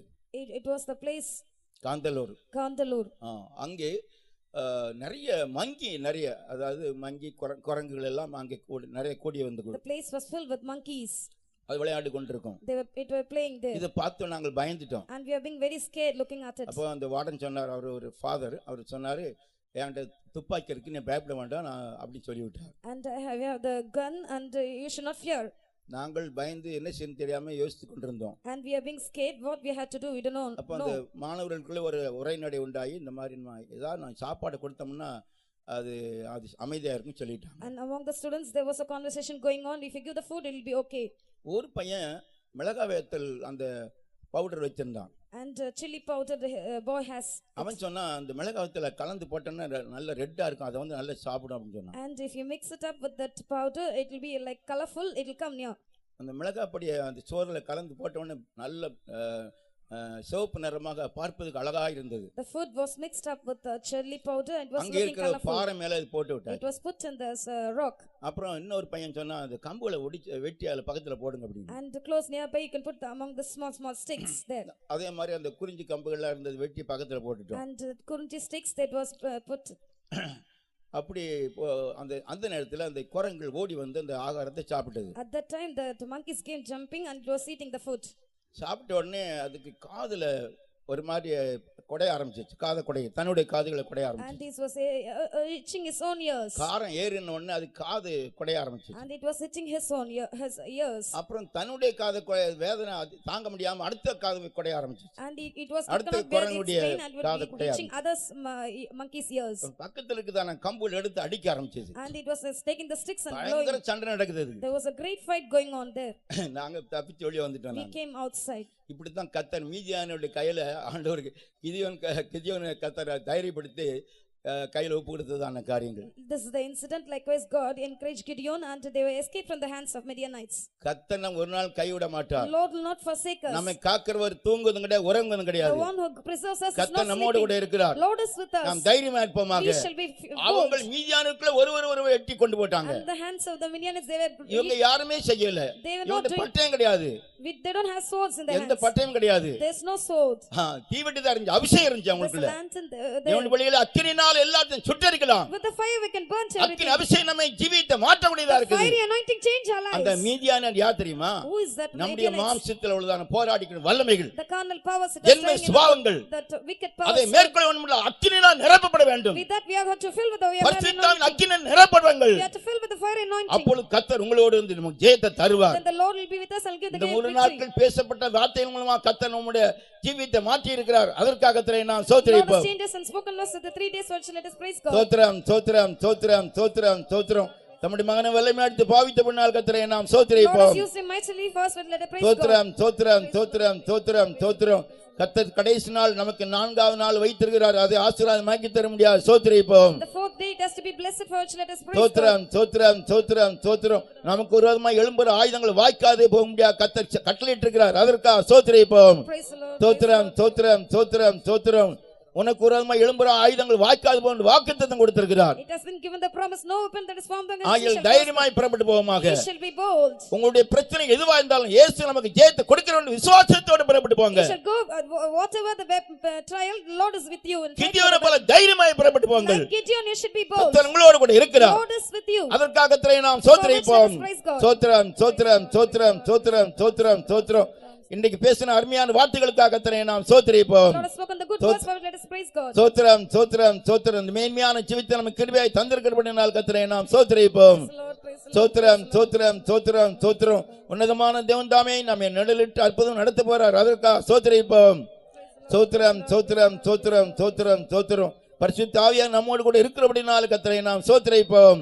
ஸ்தோத்திரம் ஸ்தோத்திரம் ஸ்தோத்திரம் ஸ்தோத்திரம். அப்படி அருமையான வார்த்தைகள் நம்மோடு கூட இருக்கிறபடினால ஸ்தோத்திரிப்போம். ஸ்தோத்திரம் ஸ்தோத்திரம் ஸ்தோத்திரம். ஒரு வார்த்தையாவது தரையில விழாதபடிக்கு கர்த்தர் 100 மடங்காய் நம்முடைய ஜீவிதத்தில் நிறைவேற்ற வல்லவராக இருக்கிறபடினால் கர்த்தரை நாம் ஸ்தோத்திரிப்போம். ஸ்தோத்திரம் ஸ்தோத்திரம் ஸ்தோத்திரம் ஸ்தோத்திரம். எப்படியாவது கர்த்தருடைய வரிகளை நாம் காணப்படணும். இங்கே பார்க்கிறதான முகங்கள் பரலோகராஜ்யத்தில் பார்க்க தகுதி உள்ளாய் மாற்ற முடியாத கர்த்தரை நாம் ஸ்தோத்திரிப்போம். ஸ்தோத்திரம் ஸ்தோத்திரம் ஸ்தோத்திரம் ஸ்தோத்திரம். அதற்காக நம்முடைய ஆவி ஆத்மா சரீரத்தை முற்றிலுமாக ஒப்புக்கொடுத்து கர்த்தரை நாம் ஸ்தோத்திரிப்போம். ஸ்தோத்திரம் ஸ்தோத்திரம் ஸ்தோத்திரம் ஸ்தோத்திரம். பிதா குமாரன் பரிசுத்த ஆவிக்கே சகல துதிகன மகிமை செலுத்திக் கொண்டு கர்த்தரை நாம் ஸ்தோத்திரிப்போம். ஸ்தோத்திரம் ஸ்தோத்திரம் ஸ்தோத்திரம் ஸ்தோத்திரம். ஜெபம் பண்ணுவோம். இறைவன பிதாவே, நன்றியோடு துதிக்கிறங்க தாவே, உமக்கு ஸ்தோத்திரம். கடந்த 2 நாட்களாக தான் என்னோடு தாவே இடைப்பட்டு கொண்டு தயவுக்காய் துதிக்கிறங்க தாவே, உமக்கு ஸ்தோத்திரம். நாள் முந்தா நாளும் இப்படி சமூகம் மட்டுமாய் நடத்துனதுக்கு தாவே, இந்த நாட்களுக்கு தாவே நம்முடைய கிருபையை கொண்டு தாவே இந்த சுவிசேஷத்தை அறிவித்துக் கொண்டு தாவே, உமக்கு ஸ்தோத்திரம். அவங்களுக்கு தாவே நாட்கள் விருப்பப்படத்தக்கதாக மட்டும் கிரியை செய்து மகனை கொண்டு தா பேசின எல்லா சத்தியங்களுக்காக துதிக்கிறங்க தாவே, உமக்கு ஸ்தோத்திரம். உமக்கு ஸ்தோத்திரம். போர்த்தந்தனங்க தானங்க தாவே, இந்த காரியத்தை குறித்து சுவிசேஷத்தை குறித்து நான் கேள்விப்பட்டங்க தாவுக்கு ஸ்தோத்திரம். திட்டமிட்டு கிரியை செய்வதான வரணுமா இருக்கிறது ஆண்டவரே. சாத்தான் பிள்ளைக்குள்ளமாய் திட்டமிட்டு கிரியை செய்கிற காரியங்களும் அதே போல தேவனுங்க தாவே திட்டமிட்டு கிரியை செய்த காரியத்தை குறித்து கேள்விப்பட்டங்க தாவுக்கு ஸ்தோத்திரம். மேனாதி திட்டத்தை தீர்மானத்தை நிறைவேற்றும்படியாக தேவன் பிள்ளைகளை சுத்தமாக நடத்தும்படியாக தேவசத்தை நிறைவேற்றும்படியாக நீ கிரியை செய்து கொண்டு கிரிக்க தாவுக்கு ஸ்தோத்திரம். கடந்த 2 நாட்களாக சாத்தான் தேவன் பிள்ளைக்குள்ளமாக கிரியை செய்தான், திட்டமிட்டு கிரியை செய்தான் போர்த்தத்தை குறித்து கேள்விப்பட்டோம். இந்த நாளுக்கு தான் தேவன் சாத்தனகுலமாக கிரியை செய்தான அந்த போர்த்தத்தை குறித்து நாங்கள் கேள்விப்பட்டோங்க தாவுக்கு ஸ்தோத்திரம். ஆண்டவரே ஜோசுவா ஆயப்பட்டகுலமாக போகும்போது கத்தாவே முதலாவது தோல்வியும் பின்பு ஜெயத்தையும் பெற்றுக்கொண்டாங்க கத்தாவே. அந்த தோல்வி கத்தாவே தேவன் பிள்ளைடைய பொருளாபி நிமித்தமாக சிறுமை என்று கேள்விப்பட்டங்க தாவுக்கு ஸ்தோத்திரம்.